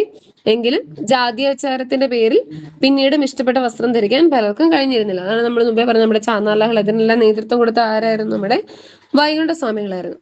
ഇനിയുള്ള ഒരു പ്രധാനപ്പെട്ട വ്യക്തിയാണ് നമ്മുടെ അയ്യങ്കാളി പഞ്ചമി സ്മാരക വിദ്യാലയം. ജാതി മത വ്യത്യാസമില്ലാതെ എല്ലാ വിഭാഗം വിദ്യാർത്ഥികൾക്കും 4ാം ക്ലാസ് വരെയുള്ള വിദ്യാഭ്യാസം തിരുവിതാംകൂർ സർക്കാർ സൗജന്യമായി നൽകിയിരുന്നു. എന്നിട്ടും മേൽജാതിക്കാർ എന്ന് കരുതപ്പെട്ടിരുന്ന വിഭാഗത്തിലെ സ്കൂൾ അധികൃതർ കീഴ്ജാതിക്കാർ എന്ന് കരുതപ്പെട്ടിരുന്ന വിഭാഗത്തിലെ കുട്ടികൾക്ക് പ്രവേശനം നൽകിയിരുന്നില്ല. ഇതിൽ പ്രതിഷേധിച്ചാണ് സർക്കാർ ഉത്തരവ് നടപ്പിലാക്കണമെന്ന് ആവശ്യപ്പെട്ടുകൊണ്ട് പഞ്ചമി എന്നു പേരുള്ള ദളിത് ബാലികയുടെ കൈപിടിച്ച് ഊരുട്ടമ്പലം സ്കൂളിൽ ചെന്ന് പ്രവേശനം നൽകാൻ അയ്യങ്കാളി ആവശ്യപ്പെട്ടത്. പഞ്ചമിക്ക് പ്രവേശനം നൽകാൻ അധികാരികൾ നിർബന്ധിതരായെങ്കിലും അന്നു രാത്രി തന്നെ മേൽജാതിക്കാർ സ്കൂളിന് തീയിട്ടു. കത്തിക്കരഞ്ഞ ബെഞ്ചിന്റെയും മറ്റു ഉപകരണങ്ങളുടെയും അവശേഷിപ്പുകൾ സ്കൂൾ മ്യൂസിയത്തിൽ സൂക്ഷിച്ചിട്ടുണ്ട്. ആ സ്കൂളിനാണ് അയ്യങ്കാളി പഞ്ചമി സ്മാരക സ്കൂൾ എന്ന് പേരിട്ടിരിക്കുന്നത്. അപ്പൊ അത് അയ്യങ്കാളിയുടെ നേതൃത്വത്തിൽ നടന്ന ഒരു പ്രക്ഷോഭമായിരുന്നു. അതായത് അന്നത്തെ കാലത്ത് ഈ താഴ്ന്ന ജാതിയിൽപ്പെട്ട എന്ന് കരുതപ്പെടുന്ന അവിടുത്തെ കുഞ്ഞുങ്ങൾക്ക് സ്കൂളിൽ പ്രവേശനം ലഭിച്ചിരുന്നില്ല. അപ്പൊ അയ്യങ്കാളി എന്ത് ചെയ്തു? പഞ്ചമി എന്ന ആ കൊച്ചിന്റെ പേര് പഞ്ചമി എന്നാണ്. അത് ചോദിച്ചിട്ടുള്ളതാണ് ഒരു തവണ. അപ്പൊ പഞ്ചമി എന്ന ആ ഒരു കുട്ടിയും കൂട്ടി അന്ന് അവരെ നിർബന്ധിച്ച് ആ സ്കൂളിൽ അവിടെ എന്ന് ഇരുത്തി. അപ്പൊ അതിന്റെ പേരിൽ അന്ന് ആ സ്കൂൾ കത്തിച്ചു. അന്ന് രാത്രിയായപ്പോൾ സ്കൂൾ കത്തിച്ചു. അപ്പൊ അതൊരു വലിയ പ്രക്ഷോഭമായി തീർന്നതാണ്. അപ്പൊ അത് ആരുടെ നേതൃത്വത്തിലാണ് അത് നടന്നത്? അല്ലെങ്കിൽ പിന്നീട് അത് എല്ലാവർക്കും തുറന്നു കൊടുത്തു കേട്ടോ. ആ അസമത്വം അത് കഴിഞ്ഞ് എല്ലാവർക്കും തുല്യത എന്ന രീതിയിൽ അത് തുറന്നു കൊടുത്തു. അപ്പൊ അത് ആരുടെ നേതൃത്വത്തിലാണ്? നമ്മുടെ അയ്യങ്കാളിയുടെ നേതൃത്വത്തിലാണ്. അദ്ദേഹത്തിന്റെ നേതൃത്വത്തിൽ നടന്നാണ് വില്ലുവണ്ടി സമരവും. അതും നമ്മുടെ അയ്യങ്കാളിയായിട്ട് ബന്ധപ്പെട്ടാണ് വില്ലുവണ്ടി സമരവും. അപ്പൊ അത് ഓർത്തിരിക്കുക കേട്ടോ. സാമൂഹികമായി എല്ലാ ജനവിഭാഗങ്ങളും തുല്യരല്ലാത്ത അവസ്ഥയാണ് സാമൂഹിക അസമത്വം. പദവി, അവകാശങ്ങൾ, അവസരങ്ങൾ എന്നിവയിൽ തുല്യമല്ലാത്ത അവസ്ഥ സാമൂഹിക അസമത്വം സൃഷ്ടിക്കുന്നു. സാമൂഹ്യ അസമത്വം എന്നത് ഒരു സമൂഹത്തിനുള്ളിലെ വിഭവങ്ങൾ, അവസരങ്ങൾ, പദവികൾ എന്നിവയുടെ അസമമായ വിതരണത്തെ സൂചിപ്പിക്കുന്നു. നമ്മളിപ്പോ പറഞ്ഞതാണ്. വരുമാനത്തിലെ അസമത്വം, സമ്പത്തിലെ അസമത്വം, വിദ്യാഭ്യാസത്തിനും ആരോഗ്യ പരിപാലനത്തിനും അവസരമില്ലായ്മ, വംശം, ജാതി, ലിംഗ പദവി എന്നിവയെ അടിസ്ഥാനമാക്കിയുള്ള വിവേചനം, രാഷ്ട്രീയ സാമൂഹിക സ്ഥാപനങ്ങളിലെ അസമമായ പ്രാതിനിധ്യം എന്നിങ്ങനെ വിവിധ രൂപങ്ങളിൽ സാമൂഹ്യ അസമത്വം പ്രകടമാകുന്നു. സാമൂഹ്യ അസമത്വത്തെ ഉന്മൂലനം ചെയ്യുന്നതിനായി സമൂഹത്തിലെ എല്ലാ അംഗങ്ങൾക്കും തുല്യത, നീതി, തുല്യ അവസരങ്ങൾ എന്നിവ ലക്ഷ്യമിട്ടുള്ള നയങ്ങൾ സർക്കാർ രൂപീകരിക്കുന്നു. അപ്പൊ നമ്മൾ പറഞ്ഞു പലതരത്തിലുള്ള അസമത്വങ്ങളുണ്ട്. അത് വരുമാനത്തിന്റെ ആയിക്കോട്ടെ, തൊഴിലിന്റെ ആയിക്കോട്ടെ, ഫുഡിന്റെ ആയിക്കോട്ടെ, വസ്ത്രത്തിന്റെ ആയിക്കോട്ടെ, പലതരത്തിലുള്ള അസമത്വങ്ങൾ ഉണ്ടായിരുന്നു. പക്ഷെ അതിനെല്ലാം തരണം ചെയ്തുകൊണ്ട് എല്ലാവർക്കും തുല്യത എന്ന രീതിയിൽ ഇപ്പം സർക്കാരിന്റെ ഇടപെടലുകളെല്ലാം മൂലം നടക്കുന്നുണ്ട് എല്ലാവർക്കും തുല്യത എന്ന രീതിയിൽ. എന്നാലും അവിടെ ഇവിടെയൊക്കെ ചില പോരായ്മകളുണ്ട്. പക്ഷെ പലതരത്തിലുള്ള, അതായത് എല്ലാവർക്കും തുല്യത അനുഭവപ്പെടാൻ അല്ലെങ്കിൽ എല്ലാവർക്കും തുല്യത ഉറപ്പുവരുത്തണം എന്ന രീതിയിൽ പലതരത്തിലുള്ള സംഘടനകൾക്ക് അല്ലെങ്കിൽ പലതരത്തിലുള്ള കാര്യങ്ങൾക്ക് നേതൃത്വം കൊടുത്തു വരുന്നുമുണ്ട്. അപ്പൊ അതിനെക്കുറിച്ചാണ് നമ്മൾ ഇനി നോക്കാൻ പോകുന്നത്. അതിൽ പ്രധാനപ്പെട്ടതാണ് ഇത് നമ്മുടെ ക്ഷേമ പെൻഷനുകളും, പിന്നെ അതുപോലെ തന്നെ നമ്മൾ പിള്ളേർക്ക് സ്കോളർഷിപ്പുകൾ കൊടുക്കുള്ളൂ, പ്രീ മെട്രിക് സ്കോളർഷിപ്പുകൾ. അങ്ങനെ സ്കോളർഷിപ്പുകൾ നമ്മൾ വിദ്യാഭ്യാസ ആവശ്യത്തിനായിട്ട് നമ്മൾ സ്കോളർഷിപ്പുകൾ കൊടുക്കാറുണ്ട്. അതുപോലെ തന്നെ ക്ഷേമ പെൻഷനുകൾ, ഇതെല്ലാം ഈ തുല്യത മുൻനിർത്തിക്കൊണ്ട് അല്ലെങ്കിൽ എല്ലാവർക്കും തുല്യത ഉറപ്പുവരുത്താൻ എന്ന രീതിയിൽ നടക്കുന്ന കാര്യങ്ങളാണ് ഈ ക്ഷേമ പെൻഷനുകൾ. അതായത് 50 വയസ്സിന് മുകളിലുള്ള അവിവാഹിതരായ സ്ത്രീകൾക്ക് അല്ലെങ്കിൽ ഭിന്നശേഷിക്കാർക്ക്, മുതിർന്ന പൗരന്മാർക്ക് ഇവർക്ക് നൽകുന്ന ക്ഷേമ പെൻഷനുകൾ, പിന്നെ ഈ സ്കോളർഷിപ്പുകൾ, ഇതെല്ലാം ഇത് തുല്യത ഉറപ്പുവരുത്താൻ എന്ന രീതിയിൽ നടപ്പിലാക്കുന്ന കാര്യങ്ങളാണ്. ഇനി നോക്കിക്കേ, പൊതുവിതരണ കേന്ദ്രം, മാവേലി സ്റ്റോർ, നീതി സ്റ്റോർ, ഇവയെല്ലാം അവശ്യ സാധനങ്ങൾ വിലക്കുറവിൽ ലഭ്യമാക്കുന്ന സംവിധാനങ്ങളാണ് ഇവയെല്ലാം. സർക്കാർ നൽകുന്ന സബ്സിഡിയോടെ ഈ കേന്ദ്രങ്ങളിൽ നിന്ന് വിലക്കുറവിൽ നമുക്ക് സാധനങ്ങൾ ലഭിക്കുന്നു. ഇനി എന്താണ് സബ്സിഡി നോക്കിക്കേ. വ്യക്തികൾക്കോ സ്ഥാപനങ്ങൾക്കോ മാനദണ്ഡങ്ങൾക്കനുസരിച്ച് സർക്കാർ നൽകുന്ന സാമ്പത്തിക ആനുകൂല്യമോ പിന്തുണയോ ആണ് നമ്മുടെ സബ്സിഡി എന്ന് പറയും. അതായത് വ്യക്തികൾക്കോ സ്ഥാപനങ്ങൾക്കോ മാനദണ്ഡങ്ങൾക്കനുസരിച്ച് സർക്കാർ നൽകുന്ന സാമ്പത്തിക ആനുകൂല്യമോ പിന്തുണയാണ് സബ്സിഡി. നേരിട്ടോ അല്ലാതെയോ സബ്സിഡി നൽകാം. പണമായി നൽകുന്ന പിന്തുണ നേരിട്ടുള്ള സബ്സിഡിയെ സൂചിപ്പിക്കുന്നു. നികുതി നിരക്ക് കുറയ്ക്കുക, വായ്പകൾക്ക് കുറഞ്ഞ പലിശ ഈടാക്കുക എന്നിവ പരോക്ഷ സബ്സിഡിയിലും പെടുന്നു. പണമായിട്ട് നൽകുന്ന നേരിട്ട് പിന്തുണയുള്ളതാണെങ്കിൽ അത് പിന്തുണ നേരിട്ടുള്ള സബ്സിഡിയെ സൂചിപ്പിക്കുന്നു. അല്ലാത്തതാണെങ്കിൽ അത് പരോക്ഷ സബ്സിഡിയിലും പെടുന്നു. ഇനി നോക്കിക്കേ, നമ്മൾ ഈ അസമത്വങ്ങളുടെ കാര്യങ്ങളെല്ലാം പറഞ്ഞു. അപ്പൊ ഇന്നത്തെ കാലത്ത് കുറെ അധികം പദ്ധതികളെല്ലാം രൂപപ്പെടുത്തിയിട്ടുണ്ട് സർക്കാരിന്റെ നേതൃത്വത്തിൽ, അല്ലെങ്കിൽ തദ്ദേശ സ്വയംഭരണ സ്ഥാപനങ്ങളുടെ എല്ലാം നേതൃത്വത്തിൽ അവരുടെ എല്ലാം കീഴിൽ വരുന്ന കുറെ അധികം പദ്ധതികളുണ്ട്. ഇതിന്റെ എല്ലാം പേരുകൾ ഓർത്തിരിക്കണം, അത് എന്തിനു വേണ്ടിയുള്ളതാണെന്നും ഓർത്തിരിക്കണം കേട്ടോ. മഹാത്മാഗാന്ധി ദേശീയ ഗ്രാമീണ തൊഴിലുറപ്പ് പദ്ധതി, നമുക്കറിയാം തൊഴിലുറപ്പ് പദ്ധതി നമ്മൾ എന്നും കേൾക്കുന്നതാണ്, നമ്മൾ അവരുടെ സേവനങ്ങൾ എന്നും കാണുന്നതുമാണ്. ഗ്രാമീണ മേഖലയിൽ അധിവസിക്കുന്ന ഏതൊരു കുടുംബത്തിനും ഒരു സാമ്പത്തിക വർഷം 100 ദിവസത്തിൽ കുറയാത്ത അവിദഗ്ധ കായിക തൊഴിൽ ഈ പദ്ധതിയിലൂടെ ഉറപ്പാകുന്നു. 18 വയസ്സിന് മുകളിലുള്ള വ്യക്തികളാണ് ഇതിന്റെ ഗുണഭോക്താക്കൾ. കേന്ദ്ര സംസ്ഥാന സർക്കാരുകൾ ആവിഷ്കരിച്ച് നടപ്പിലാക്കുന്ന ദാരിദ്ര്യ നിർമ്മാർജ്ജന പദ്ധതിയാണ് ഏത്? മഹാത്മാഗാന്ധി ദേശീയ ഗ്രാമീണ തൊഴിലുറപ്പ് പദ്ധതി. ഇനി നോക്കിയാൽ നമ്മുടെ ലൈഫ് മിഷൻ, നമുക്കറിയാം ലൈഫ് മിഷൻ ഇതിനു വേണ്ടിയുള്ള ഭവന നിർമ്മാണവുമായിട്ട് ബന്ധപ്പെട്ടതാണ്. നമ്മൾ അത് ഓൾറെഡി പറഞ്ഞാണ്, ഭവന നിർമ്മാണവുമായിട്ട് ബന്ധപ്പെട്ടതാണ് ഇത് നമ്മുടെ ലൈഫ് മിഷൻ. കേരളത്തിലെ എല്ലാ ഭൂരഹിത ഭവനരഹിതർക്കും ഭവനം പൂർത്തിയാക്കാത്തവർക്കും നിലവിലുള്ള പാർപ്പിടം വാസയോഗ്യമല്ലാത്തവർക്കും സുരക്ഷിതവും മാന്യവുമായ പാർപ്പിട സംവിധാനം ഒരുക്കി നൽകുക എന്നാണ് സമ്പൂർണ്ണ പാർപ്പിട പദ്ധതിയുടെ ലക്ഷ്യം. കേന്ദ്ര കേരള സർക്കാരുകൾ ആവിഷ്കരിച്ച് നടപ്പിലാക്കുന്ന പദ്ധതിയാണ്. അപ്പൊ ലൈഫ് മിഷൻ എന്ന് പറയുമ്പോൾ എന്തുമായിട്ട് ബന്ധപ്പെട്ടാണ്? പാർപ്പിടം അല്ലെങ്കിൽ ഭവനവുമായിട്ട് ബന്ധപ്പെട്ടാണ് ഇത് നമ്മുടെ ലൈഫ് മിഷൻ എന്ന് ഓർത്തിരിക്കുക കേട്ടോ. ലൈഫ് മിഷൻ എന്ന് പറയുമ്പോൾ അത് ഭവനം അല്ലെങ്കിൽ പാർപ്പിടമായിട്ട് ബന്ധപ്പെട്ടാണ്. ഇനി തീരമൈത്രി, മത്സ്യത്തൊഴിലാളി സമൂഹത്തിലെ കുടുംബങ്ങളിലെ വനിതകളെ സംരംഭകരാക്കി സമൂഹത്തിന്റെ മുഖ്യധാരയിൽ എത്തിക്കുന്നതിനായി ചെറുകിട തൊഴിൽ സംരംഭങ്ങളുടെ വികസന പദ്ധതി കേരള സർക്കാർ നടപ്പിലാക്കി വരുന്നു. കേരളത്തിലുടനീളം നടപ്പിലാക്കുന്ന ഈ പദ്ധതിയിലൂടെ മത്സ്യത്തൊഴിലാളി വനിതകളുടെ സാമൂഹ്യ സാമ്പത്തിക ശാക്തീകരണം ഉറപ്പുവരുത്തുന്നതിന് സാധിക്കും. അപ്പൊ തീരമൈത്രി എന്ന് പറയുമ്പോൾ അത് തീരപ്രദേശത്തുള്ളവർക്ക് വേണ്ടിയുള്ളതാണ്. പ്രത്യേകിച്ച് ഈ മത്സ്യത്തൊഴിലാളികളായിട്ടുള്ള അവരുടെ ഭാര്യമാര് വനിതകള് അവർക്ക് വേണ്ടി തുടങ്ങിയിരിക്കുന്നതാണ് തീരമൈത്രി എന്നുള്ളൊരു പദ്ധതി എന്ന് പറയുന്നത്. ഇനി കൈവല്യ, നിങ്ങൾ ആ പേര് വെച്ച് തന്നെ അത് ഓർത്തിരിക്കുക കേട്ടോ. ഇനി അടുത്തതാണ് കൈവല്യ എന്നുള്ളത്. ഭിന്നശേഷിയുള്ള ഉദ്യോഗാർത്ഥികൾക്കായി കേരള സർക്കാർ നടപ്പിലാക്കുന്ന പുനരധിവാസ പദ്ധതിയാണ് ഏത്? നമ്മുടെ കൈവല്യ എന്ന് പറയുന്നത്. അവസര തുല്യത, സാമൂഹ്യ ഉൾച്ചേർക്കൽ എന്നിവയാണ് ഈ പദ്ധതിയുടെ ലക്ഷ്യം. അപ്പൊ ഭിന്നശേഷിയുള്ള ഉദ്യോഗാർത്ഥികൾക്കായി നടപ്പിലാക്കുന്ന പദ്ധതിയാണ് ഏത്? നമ്മുടെ കൈവല്യം എന്നുള്ളത്. ഇനിയാണ് വിദ്യാവാഹിനി. ഗോത്ര സമൂഹത്തിലെ വിദ്യാർത്ഥികൾക്ക് സ്കൂളിൽ പോയി വരാൻ വാഹന സൗകര്യം ഒരുക്കുന്ന പദ്ധതിയാണ് ഏത്? നമ്മുടെ വിദ്യാവാഹിനി എന്നുള്ളത്. അതായത് ഗോത്ര സമൂഹത്തിലെ വിദ്യാർത്ഥികൾക്ക് സ്കൂളിൽ പോയി വരാനുള്ള വാഹന സൗകര്യം ഒരുക്കുന്നതാണ് വിദ്യാവാഹിനി. കുട്ടികളുടെ യാത്രാ സൗകര്യം ഉറപ്പുവരുത്തി കൊഴിഞ്ഞുപോക്ക് തടയുക എന്ന ലക്ഷ്യത്തോടു കൂടിയാണ് ഈ പദ്ധതി നടപ്പിലാക്കുന്നത്. അപ്പൊ ഈ ഓരോ പദ്ധതികളും, ഇതിൽ കൂടുതൽ പദ്ധതികളുണ്ട്, ആർദ്രം പദ്ധതിയുണ്ട്, പിന്നെ അങ്ങനെ കുറെ പദ്ധതികളുണ്ട്. അപ്പൊ ആ പദ്ധതികളെല്ലാം നിങ്ങൾ ഓർത്തിരിക്കണം. പക്ഷെ നമുക്ക് കൂടുതലായിട്ടും അങ്ങനെ ചോദിച്ചു കണ്ടിട്ടില്ല. എന്നാലും നമ്മുടെ ടെക്സ്റ്റ് ബുക്ക് ബേസ്ഡ് ആയിട്ട് വരുന്ന പദ്ധതികളൊക്കെ പഠിക്കണം കേട്ടോ, അത് വിട്ട് കളയല്ലേ. കാരണം ഇപ്പോഴത്തെ അപ്ഡേറ്റ് ആയിട്ട് വരുന്ന നമ്മുടെ ന്യൂസിന്റെ അകത്താണെങ്കിലും അപ്ഡേറ്റ് ആയിട്ട് വരുന്ന കാര്യങ്ങളുണ്ട്, പദ്ധതികളുമായിട്ട് ബന്ധപ്പെട്ടതുണ്ട്. അപ്പൊ അത് ഓർത്തിരിക്കുക. കാരണം നമുക്ക് പറയാൻ പറ്റത്തില്ല, ഈ ഓരോ വർഷങ്ങൾ കേട്ടിട്ടിന്റെ എക്സാം കുറച്ചുകൂടെ കട്ടിയായിട്ട് വരുന്നുണ്ട്. അപ്പം കറന്റ് ആയിട്ടുള്ള കുറെ കാര്യങ്ങൾ വരുന്നുണ്ട്. അപ്പൊ അതുകൊണ്ട് തന്നെ അതുമായിട്ട് കണക്ട് ചെയ്ത് പോകുന്ന കാര്യങ്ങൾ കൂടെ നോക്കിപ്പോവാ കേട്ടോ. എന്ന് നോക്കി, ജനനി ജന്മരക്ഷ. ഗോത്ര വിഭാഗത്തിൽപ്പെട്ട ഗർഭിണികൾക്കും അമ്മമാർക്കും പോഷകാഹാരം ലഭിക്കുന്നതിന് കേരള സർക്കാർ നടപ്പിലാക്കുന്ന പദ്ധതിയാണ് ഏത്? ജനനി ജന്മരക്ഷ എന്ന് പറയുന്നത്. ഇനി പ്രതിഭാതീരമാണെങ്കിലോ, തീരദേശ മേഖലയിലെ കുട്ടികളുടെ വിദ്യാഭ്യാസ പുരോഗതിക്കായി കേരള സർക്കാർ നടപ്പിലാക്കുന്ന പദ്ധതി. നമ്മൾ തീരദേശ മത്സ്യത്തൊഴിലാളികളുടെ, നമ്മുടെ വനിതകൾക്ക് വേണ്ടിയുള്ളതായിരുന്നു തീരമൈത്രി. ഇനി തീരദേശ മേഖലയിലെ കുട്ടികളുടെ വിദ്യാഭ്യാസത്തിന് വേണ്ടിയുള്ളതാണെങ്കിൽ ഏതാ? അത് പ്രതിഭ തീരം.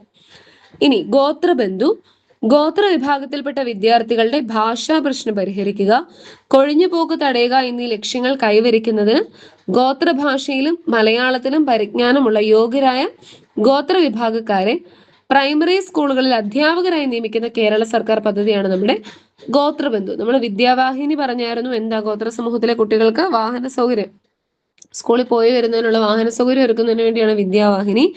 ഇനി അങ്ങനെ ഗോത്ര വിഭാഗത്തിൽപ്പെട്ടവർക്ക് എന്താ? അധ്യാപകരായിട്ട്, പ്രൈമറി സ്കൂളുകളിൽ അധ്യാപകരായിട്ട് വരുന്നതിന് വേണ്ടിയുള്ളതാണ് ഇത് നമ്മുടെ ഗോത്രബന്ധു എന്നുള്ള പദ്ധതി. അപ്പൊ ഈ പദ്ധതികളെല്ലാം അല്ല, അത് ഓർത്തിരിക്കണം. അതിന്റെ വർഷമോ കാര്യങ്ങളൊന്നും അല്ല, ജസ്റ്റ് ആ ഒരു കോട്ട് തന്നിട്ട്, അല്ലെങ്കിൽ എന്താ ഗോത്ര വിഭാഗത്തിൽപ്പെട്ട ഗർഭിണികൾക്കും അമ്മമാർക്കും പോഷകാഹാരം ലഭിക്കുന്നതിന് കേരള സർക്കാർ നടപ്പിലാക്കുന്ന പദ്ധതി ഏത്? ഞാൻ ചോദിച്ച ഓപ്ഷൻസ് ഇതുപോലെ തരും. എന്താ അമ്മ എന്ന് കൂട്ടിയുള്ള കുറെ കാര്യങ്ങളൊക്കെ തരും. അതുപോലെ ജനനി ജന്മരക്ഷ അങ്ങനെയും തരും ഓപ്ഷൻസ്. അപ്പൊ അത് പഠിച്ചിരിക്കുക, എന്നാലും നമുക്ക് കറക്റ്റ് ആയിട്ട്. ചിലപ്പോൾ അമ്മ എന്ന് കാണുമ്പോൾ നമ്മൾ ആ ഒരു എന്താ ലാളിത്യം അല്ലെങ്കിൽ മാതൃസ്നേഹം അങ്ങനെ കാണുമ്പോൾ നമ്മൾ ആ ഒരു ഓപ്ഷനിലേക്ക് കുത്താനുള്ള ചാൻസ് ഉണ്ട്. പക്ഷെ ഉത്തരം വരുന്നത് ഏതാണ്? ജനനി ജന്മരക്ഷ എന്നുള്ളതാണ് ഉത്തരം വരുന്നത്. അപ്പൊ അത് നോക്കിയിട്ട് കറക്റ്റ് ആയിട്ട് ബബിൾ ചെയ്യാനൊക്കെ നോക്കണം. അപ്പൊ അതിന്റെ എന്താണോ ചോദിച്ചിരിക്കുന്നത്, അപ്പൊ ആ നടപ്പിലാക്കുന്ന പദ്ധതികൾ ഏതൊക്കെയാണെന്ന് അതിന്റെ പേരുകളും അതിന്റെ ആ ഒരു സ്റ്റേറ്റ്മെന്റും നമ്മൾ പഠിച്ചിരിക്കണം. ഇനി നോക്കി കുട്ടികളും അവകാശങ്ങളും. നമുക്കറിയാം കുട്ടികൾക്ക് വേണ്ടി നിരവധി തരത്തിലുള്ള നിയമങ്ങളുണ്ട്. അത് ഏതൊക്കെയാണ് നമ്മൾ ഇനി നോക്കാൻ പോകുന്നത്. ഇത് ബാലവേല നിരോധന നിയമമുണ്ട്, അതുപോലെ തന്നെ ബാലനീതി, പിന്നെ ശൈശവ വിവാഹം അതിനെ നിരോധിക്കുന്ന രീതിയിലുള്ളത്, പിന്നെ വിദ്യാഭ്യാസ അവകാശ നിയമം. അങ്ങനെ പലതരത്തിലുള്ള നിയമങ്ങൾ നമ്മുടെ കുട്ടികൾക്കായിട്ടുണ്ട്. അപ്പൊ അത് ഏതൊക്കെയാണ് നമ്മൾ ഇനി നോക്കാൻ പോകുന്നത്. നോക്കിയേ, ബാലവേല നിരോധന നിയമം എന്നാണ്? 1986. എഴുതി വെക്ക, ബാലവേല നിരോധന നിയമം നേരെ 1986. 14 വയസ്സിന് താഴെയുള്ള കുട്ടികളെ ജോലിക്ക് നിയമിക്കുന്നത് കുറ്റകരമാണ്. അതാണ് നമ്മൾ ബാലവേല, നമ്മൾ കുട്ടികളെ കൊണ്ട് ജോലി എടുപ്പിക്കാൻ പാടില്ല എന്ന് പറയുന്നത്. അപ്പൊ അത് നിയമവിരുദ്ധമാണ്. അപ്പൊ അത് പ്രാബല്യത്തിൽ വന്ന ആ ഒരു നിയമം പ്രാബല്യത്തിൽ വന്ന എന്നാണ്? 1986.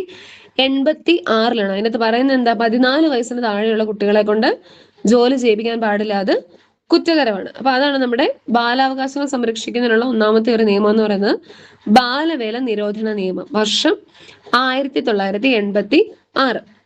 ഇനി നോക്കി, വിദ്യാഭ്യാസ അവകാശ നിയമം 2009. 6 മുതൽ 14 വയസ്സ് വരെയുള്ള കുട്ടികൾക്ക് സൗജന്യവും നിർബന്ധിതവുമായ പ്രാഥമിക വിദ്യാഭ്യാസം ഉറപ്പുവരുന്ന ഏതാ? നമ്മുടെ വിദ്യാഭ്യാസ അവകാശ നിയമം 2009. നമ്മൾ ഈ കോത്താരി കമ്മീഷൻ അങ്ങനത്തെ ഇത് കമ്മീഷൻസ് ഒക്കെ പഠിക്കാനുള്ള അതിനകത്ത് പോകുന്ന കാര്യമാണ് നമ്മുടെ വിദ്യാഭ്യാസ അവകാശ നിയമം 2009. എന്താണ്? 6 മുതൽ 14 വയസ്സ് വരെയുള്ള കുട്ടികൾക്ക് സൗജന്യവും നിർബന്ധിതവുമായ പ്രാഥമിക വിദ്യാഭ്യാസം ഉറപ്പ് നൽകുന്നു. അതെന്നാണ്? വിദ്യാഭ്യാസ അവകാശ നിയമം 2009.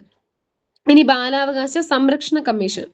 കുട്ടികളുടെ അവകാശങ്ങൾ സംരക്ഷിക്കാൻ വേണ്ടി ദേശീയ തലത്തിൽ ദേശീയ ബാലാവകാശ സംരക്ഷണ കമ്മീഷനും സംസ്ഥാന തലത്തിൽ സംസ്ഥാന ബാലാവകാശ സംരക്ഷണ കമ്മീഷനും പ്രവർത്തിക്കുന്നത് നമ്മൾ കാണാറുള്ളതാണ്. ഈയിടെയാണെങ്കിലും നമ്മുടെ നഴ്സറിയിലെ കുഞ്ഞുങ്ങൾക്ക് നേരെയുള്ള അതിക്രമമൊക്കെ ഉണ്ടായപ്പോൾ ഇതുപോലെ ശിശുക്ഷേമ സമിതികളൊക്കെ മുൻപോട്ട് വന്നതാണ്. അപ്പൊ അതുപോലെ തന്നെയുള്ളതാണ് നമ്മുടെ കുട്ടികൾക്ക് വേണ്ടിയുള്ളതാണ് ബാലാവകാശ കമ്മീഷനുകൾ. കുട്ടികൾക്കെതിരെ എന്ത് ഇത് നടന്നാലും അതെല്ലാം രംഗത്ത് വരാറുള്ളതാണ്. അപ്പൊ അവർക്ക് വേണ്ടി, കുട്ടികൾക്ക് വേണ്ടി എന്ന രീതിയിൽ ഇരിക്കുന്നതാണ് നമ്മുടെ ബാലാവകാശ കമ്മീഷനുകൾ. അവരുടെ സംസ്ഥാന തലത്തുമുണ്ട്, അതുപോലെ തന്നെ ദേശീയ തലത്തുമുണ്ട്. ഇനി നോക്കിക്കേ, ബാലനീതി നിയമം 2015.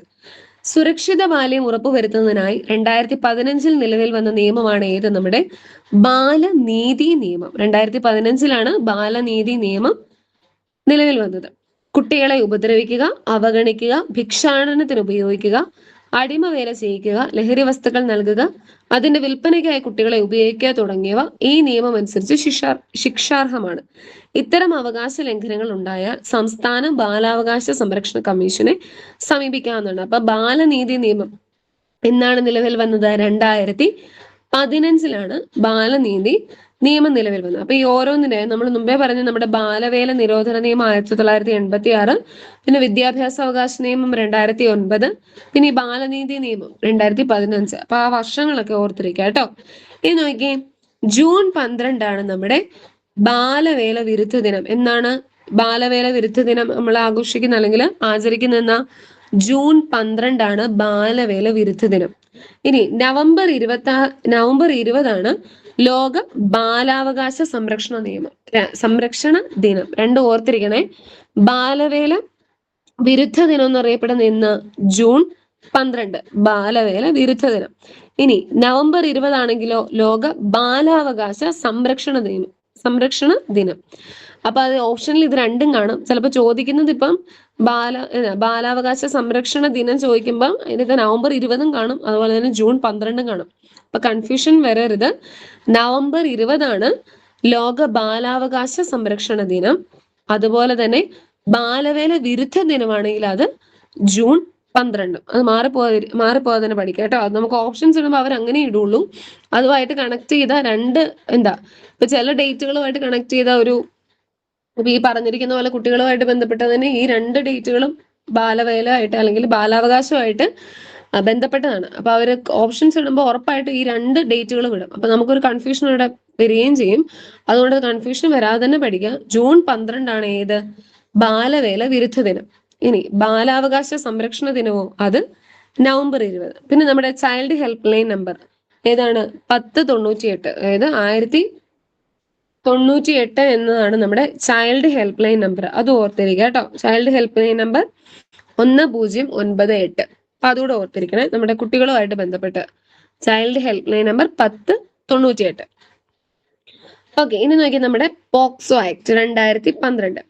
ലിംഗ പദവി വ്യത്യാസമില്ലാതെ കുട്ടികൾക്കെതിരെയുള്ള ലൈംഗിക അതിക്രമങ്ങളിൽ നിന്ന് അവരെ സംരക്ഷിക്കുന്നതിനായി നിലവിൽ വന്ന നിയമമാണ് ഏത് നമ്മുടെ പോക്സോ ആക്ട്. നിലവിൽ വന്നിരുന്ന 2012. അന്താരാഷ്ട്ര തലത്തിൽ 1989 നിലവിൽ വന്ന കുട്ടികളുടെ അവകാശ ഉടമ്പടി അംഗീകരിച്ചുകൊണ്ടാണ് ഇന്ത്യ ഗവൺമെന്റ് ഈ നിയമം നടപ്പിലാക്കിയിട്ടുള്ളത്. അപ്പൊ 2012 നമ്മുടെ പോക്സോ ആക്ട് നിലവിൽ വന്നത്. അത് 1989 നിലവിൽ വന്ന കുട്ടികളുടെ അവകാശ ഉടമ്പടി അംഗീകരിച്ചുകൊണ്ടാണ് ഈ ഒരു നിയമം, നമ്മുടെ പോക്സോ ആക്ട്, ഇവിടെ നടപ്പിലാക്കിയിട്ടുള്ളത്. ഇനി നോക്കിക്കേ, നിയമവാഴ്ച. നമ്മൾ കുട്ടികളുടെ നിയമത്തെ കുറിച്ച് അല്ലെങ്കിൽ അവർക്ക് അവകാശപ്പെട്ട നിയമങ്ങളെയും കാര്യങ്ങളെ കുറിച്ചെല്ലാം നമ്മൾ പറഞ്ഞു. ഇനി നമ്മുടെ സമൂഹത്തിൽ കണ്ടുവരുന്ന നിയമവാഴ്ച ഏതൊക്കെയാണ്, അതിന്റെ സിസ്റ്റം അല്ലെങ്കിൽ ഏറ്റവും ഹൈ ആയിട്ട് നിൽക്കുന്നത്, ഏറ്റവും താഴെയായിട്ട് നിൽക്കുന്നത് ഏതൊക്കെയാണ്, അതാണ് നമ്മൾ ഇനി നോക്കാൻ പോകുന്നത്. വ്യത്യസ്തങ്ങളായ നിയമങ്ങൾ നമ്മൾ പരിചയപ്പെട്ടല്ലോ. ഈ നിയമങ്ങൾക്ക് വിധേയപ്പെടുന്നത് കൊണ്ടാണ് നമ്മുടെ സാമൂഹ്യ ജീവിതം സുഗമമായി മുന്നോട്ട് പോകുന്നത്. നിയമത്തിന് മുന്നിൽ എല്ലാ പൗരരും തുല്യരാണ്. നിയമം ഉറപ്പാക്കുന്ന തുല്യ സംരക്ഷണം അനുഭവിച്ച് അവയ്ക്ക് വിധേയപ്പെട്ട് ജീവിക്കുന്ന സാഹചര്യമാണ് നമ്മുടെ നിയമവാഴ്ച എന്നറിയപ്പെടുന്നത്. നിയമം ഉറപ്പാക്കുന്ന തുല്യ സംരക്ഷണം അനുഭവിച്ച് അവയ്ക്ക് വിധേയപ്പെട്ട് ജീവിക്കുന്ന സാഹചര്യമാണ് നമ്മുടെ നിയമവാഴ്ച എന്നറിയപ്പെടുന്നു. ഓക്കെ, നമുക്കറിയാം നിയമം നടപ്പിലാക്കാൻ നമ്മൾ പറയും പോലീസ്, കോടതി, അങ്ങനെ നമ്മൾ പറയും. പക്ഷെ നമ്മുടെ ഒരു രാജ്യത്തിന്റെ പരമോന്നത ഏറ്റവും വലിയ ഇതായിട്ട് ഇരിക്കുന്നത് നമ്മുടെ ഏതാണ്, നമ്മുടെ സുപ്രീം കോടതിയാണ്. ഇന്ത്യയുടെ പരമോന്നത കോടതിയാണ് നമ്മുടെ സുപ്രീം കോടതി. ന്യൂഡൽഹിയിലാണ് സുപ്രീം കോടതി സ്ഥിതി ചെയ്യുന്നത്. നമ്മുടെ ഇന്ത്യയുടെ പരമോന്നത കോടതി എന്നറിയപ്പെടുന്ന സുപ്രീം കോടതി ന്യൂഡൽഹിയിലാണ് സ്ഥിതി ചെയ്യുന്നത്. നമ്മുടെ കേരള ഹൈക്കോടതി, സംസ്ഥാനത്തെ ഏറ്റവും ഉയർന്ന കോടതിയാണ് ഹൈക്കോടതി. എവിടെയാണ് സ്ഥിതി ചെയ്യുന്നത്? എറണാകുളത്താണ് നമ്മുടെ കേരള ഹൈക്കോടതി സ്ഥിതി ചെയ്യുന്നത്. ഇനി നോക്കി, സുപ്രീം കോടതിയും ഹൈക്കോടതികളും കൂടാതെ വിവിധ തരം കോടതികൾ നമ്മുടെ രാജ്യത്ത് പ്രവർത്തിക്കുന്നുണ്ട്. അപ്പൊ ഏറ്റവും ഫസ്റ്റ് സ്റ്റേജിൽ നിൽക്കുന്ന ആരാണ്? നമ്മുടെ കീഴ്ക്കോടതികള്. പിന്നെയുള്ളതാണ് ജില്ലാ കോടതികള്. അത് കഴിഞ്ഞ് വരുന്നതാണ് നമ്മുടെ ഹൈക്കോടതികള്. ഏറ്റവും ഹയസ്റ്റ് പൊസിഷനിൽ നിൽക്കുന്നതാണ് നമ്മുടെ സുപ്രീം കോടതി. അപ്പൊ ഈ ഒരു ലെവലിലാണ് നമ്മുടെ നിയമം അല്ലെങ്കിൽ നിയമം പാലിക്കുന്നത് അല്ലെങ്കിൽ നിയമത്തിനൊരു എന്തെങ്കിലും നമുക്ക് അതിനാവശ്യമായിട്ടുള്ള ആനുകൂല്യങ്ങൾ എല്ലാം ലഭിക്കുന്ന, അല്ലെങ്കിൽ തെറ്റിന് ശിക്ഷ ലഭിക്കുന്നതും, അതുപോലെ തന്നെ നമ്മൾ ചെയ്തിട്ടില്ലാത്ത തെറ്റ് നമ്മളെ മാപ്പ് നൽകി അല്ലെങ്കിൽ കൃത്യമായിട്ട് നമ്മളെ വിടുക, അതെല്ലാം ചെയ്യുന്ന ആരൊക്കെയാണ്? ഈ കോടതികളാണ്. പോലീസുകാർ എന്നതിൽ കോടതികളാണ് നമ്മളെ അതെല്ലാം ചെയ്യുന്നത്. അപ്പൊ കീഴ്ക്കോടതികളുണ്ട്, അതിന് മുകളിലായിട്ട് ജില്ലാ കോടതികളുണ്ട്, അതിന് മുകളിലായിട്ട് ഹൈക്കോടതികളാണ്. ഏറ്റവും മേളിൽ നിൽക്കുന്ന ആരാണ്? നമ്മുടെ സുപ്രീം കോടതി. നിയമത്തിന്റെ പരമാധികാരം ഉറപ്പുവരുത്തുക എന്നതാണ് കോടതികളുടെ മുഖ്യ ചുമതല. നിയമങ്ങൾ പാലിക്കുന്നതുകൊണ്ടാണ് നമുക്ക് സാമൂഹ്യ ജീവിതം സാധ്യമാകുന്നത്. ഇത് തിരിച്ചറിഞ്ഞ് പ്രവർത്തിക്കേണ്ട നാം ഓരോരുത്തരുടെയും കടമയാണ്. അപ്പൊ ഇതാണ് നമ്മുടെ നിയമവും സമൂഹവുമായിട്ട് ബന്ധപ്പെട്ട കാര്യങ്ങൾ. അപ്പൊ ഇതിൽ പറഞ്ഞു പോകാത്തൊരു കാര്യം എന്ന് പറയുന്നത് വിവര സാങ്കേതിക വിദ്യാ നിയമം എന്ന് പറഞ്ഞൊരു സംഭവം നമ്മൾ കേട്ടിട്ടുണ്ടല്ലോ. വിവര സാങ്കേതിക വിദ്യാ നിയമം. അതെന്നാ വിവര സാങ്കേതിക വിദ്യാ നിയമം എന്ന് പറയുന്നത് 2000-ലാണ് നമ്മുടെ വിവര സാങ്കേതിക വിദ്യാ നിയമം പ്രാബല്യത്തിൽ വന്നത്. അത് നമ്മുടെ വിവര സാങ്കേതിക വിദ്യ ഉപയോഗിച്ചുള്ള ഇടപാടുകൾക്ക് നിയമപരമായിട്ടുള്ള അംഗീകാരവും സുരക്ഷിതത്വം ഉറപ്പുവരുത്തുന്നതിന് വേണ്ടി നിലവിൽ വന്നതാണ് ആ ഒരു നിയമം. അത് ആ പേരിൽ തന്നെയുണ്ട്, വിവര സാങ്കേതിക വിദ്യാ നിയമം. അതിനെ സംരക്ഷിക്കുന്നതിന് വേണ്ടിയുള്ള ഒരു നിയമമാണ് വിവര സാങ്കേതിക വിദ്യ ഉപയോഗിച്ചുള്ള ഇടപാടുകൾക്ക് അംഗീകാരവും സുരക്ഷിതത്വം ഒക്കെ ഉറപ്പുവരുത്തുന്നതിന് വന്ന നിയമമാണ് വിവര സാങ്കേതിക വിദ്യാ നിയമം. അത് പ്രാബല്യത്തിൽ വന്ന് 2000-ലാണ്. അപ്പൊ ആ നിയമങ്ങൾ ജസ്റ്റ് പറഞ്ഞപ്പോൾ അതുകൂടെ ഞാൻ പറഞ്ഞു എന്നുള്ളതേ ഉള്ളൂ. അത് 2000-ലാണ്. നമ്മുടെ വിദ്യാഭ്യാസ അവകാശ നിയമമാണെങ്കിലോ അത് 2009-ലാണ്. അപ്പൊ ഇത്രയാണ് നമ്മുടെ ഈ ഒരു, ഞാൻ ആ 3 ചാപ്റ്റേഴ്സിനെ സമ്മറൈസ് ചെയ്ത് പറഞ്ഞു പോയിട്ടുള്ള കാര്യങ്ങളാണ്. ഇത്രയാണ് അതിൻ്റെ അകത്ത് പറഞ്ഞു പോകുന്ന ഇമ്പോർട്ടന്റ് ആയിട്ടുള്ള ടോപ്പിക്കുകൾ നമ്മൾ ഗതാഗതവും ആശയവിനിമയ രീതികളും ഒക്കെ കണ്ടു.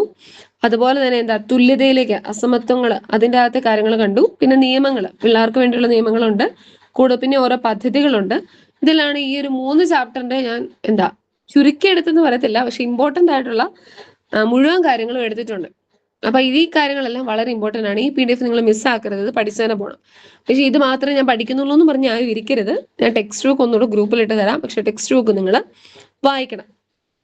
നമുക്ക് വരികൾക്കിടയിൽ നിന്നും ചോദ്യങ്ങൾ ഉണ്ടാക്കാം എന്ന രീതിയിലാണ് പറയുന്നത്. അപ്പം ഞാൻ ആ ചരിത്രം മൊത്തം ഇങ്ങനെ കൂടുതലും നമുക്ക് കഥകളും കാര്യങ്ങളും നമുക്ക് അതിന്റെ ആവശ്യം ഇല്ലാത്തതുകൊണ്ടാണ് കൂടുതൽ ഇമ്പോർട്ടന്റ് ആയിട്ടുള്ള ടോപ്പിക്കുകൾ തന്നെ പറഞ്ഞു പോകാൻ ഓർത്തത്. പിന്നെ നമുക്ക് സമയം വളരെ കുറവാണ്, അതുകൊണ്ട് എന്താ ആരും എന്താ മിസ്സാക്കരുത്. അതുകൊണ്ടാണ് എല്ലാ നോട്ടുകളും അപ്പം ഗ്രൂപ്പിൽ ഇടുന്നത്. ക്ലാസ് കയറാൻ പറ്റിയില്ലെങ്കിൽ പോലും ഗ്രൂപ്പിൽ നോക്കി പഠിക്കണമെന്ന് ഓർത്താണ് എല്ലാ ടോപ്പിക്കുകളും കഴിയുമ്പോൾ തന്നെ നമ്മൾ ക്ലാസ്സിൽ ഗ്രൂപ്പിലേക്ക് ഇടുന്നത്. അപ്പൊ നിങ്ങൾ പരമാവധി സമയമൊക്കെ അനുസരിച്ച് ടെക്സ്റ്റ് ബുക്ക് വായിക്കണം. PDF ആയിട്ട് ഇടുന്നതും അല്ലെങ്കിൽ പിക്ചർ ആയിട്ട് ഇടുന്നതും എന്താണോ അതിൻ്റെ അകത്തെ കാര്യങ്ങൾ നന്നായിട്ട് വായിക്കണം. അല്ലെങ്കിൽ എന്തെങ്കിലും മാർക്ക് ചെയ്തിട്ടുണ്ടെങ്കിൽ അത് മാത്രമേ വായിക്കുന്നുള്ളൂ എന്ന് ആരും വെക്കരുത് കേട്ടോ. എല്ലാ കാര്യങ്ങളും വായിക്കണം. നമുക്ക് പറയാൻ പറ്റത്തില്ല, ചിലപ്പോൾ ആ മാർക്ക് ചെയ്യാത്തതിന്റെ തൊട്ട് താഴെ കിടക്കുന്നതായിരിക്കും ചിലപ്പോൾ വരുന്നത്, അല്ലെങ്കിൽ ചെയ്തതിന്റെ തൊട്ട് താഴെ നമ്മൾ ചെയ്യാതിരിക്കുന്നതായിരിക്കും ചിലപ്പോൾ വരുന്നത്. അപ്പൊ പറയാൻ പറ്റത്തില്ല. അതുകൊണ്ട് ഈ തന്നിരിക്കുന്ന കാര്യങ്ങളൊക്കെ പഠിക്കുക. അപ്പൊ ഇത്രയും കാര്യങ്ങളാണ് ഈ ഒരു യൂണിറ്റ് എന്നല്ല, ഈ ഒരു 3 യൂണിറ്റിന്റെ അകത്ത് പറയുന്ന കാര്യങ്ങൾ. ഇത്രയും കാര്യങ്ങളാണ് വളരെ ഇമ്പോർട്ടന്റ് ആയിട്ടുള്ളത്. അപ്പം നമുക്ക് ഇന്നത്തെ ക്ലാസ് നമ്മൾ ഇവിടെ കൊണ്ട് നിർത്തുവാണ്. നിങ്ങൾക്ക് എന്തെങ്കിലും ഡൗട്ടോ എന്തെങ്കിലും കിട്ടാതെ പോകുന്നതിനും ചെയ്തിട്ടുണ്ടോ? ഞാൻ പറഞ്ഞായിരുന്നു ആ സാമൂഹ്യ പരിഷ്കർത്താക്കളുടെ ഞാൻ ആ ഒരു പിക്ചർ ഗ്രൂപ്പിലേക്ക് ഇട്ട് തരാം കേട്ടോ. കുറച്ച് പേരുടെ ഉണ്ട്. നമ്മുടെ വൈകുണ്ഠ സ്വാമികൾ അയ്യങ്കാളി അല്ലാതെ നമ്മുടെ ഈ പൊയ്കേലി യോഹന്നാൻ അല്ലെങ്കിൽ വാഗ്ഭടാനന്ദൻ, പിന്നെ നമ്മുടെ ശ്രീനാരായണ ഗുരു ചട്ടമ്പി സ്വാമികൾ, അവരുടെയൊക്കെ ഉണ്ട്. പക്ഷെ അത് നമുക്ക് ഈ UP ക്ലാസ്സിൽ അങ്ങനെ കൂടുതലായിട്ട് വരുന്നില്ല. പക്ഷെ അവരുടെ നമുക്ക് പറഞ്ഞു പോവാം. ഞാൻ ജസ്റ്റ് അതുകൂടെ ഗ്രൂപ്പിലിട്ട് തരാം കേട്ടോ. അപ്പൊ അത് നിങ്ങൾ പഠിക്കാം. അപ്പൊ ഇത്രയും കാര്യങ്ങളാണ് നമ്മൾ ഇന്ന് നോക്കുന്നത്. ആർക്കെങ്കിലും എന്തെങ്കിലും ഡൗട്ടോ എന്തെങ്കിലും കിട്ടാവോ എന്തെങ്കിലും ചെയ്തിട്ടുണ്ടോ? ഹലോ, കേക്കാവോ? ഓക്കെ ആണോ? ഹലോ. ഓക്കെ. അങ്ങനെയാണ് ഞാനിത് ഗ്രൂപ്പിലേക്ക് ഇട്ട് തരാം കേട്ടോ. അങ്ങനെയാണ് നമുക്ക് ഇന്നത്തെ ക്ലാസ് നിർത്താം. എല്ലാവരും പഠിച്ചിട്ട് കിടക്കാം കേട്ടോ. Okay, thank you. Good night.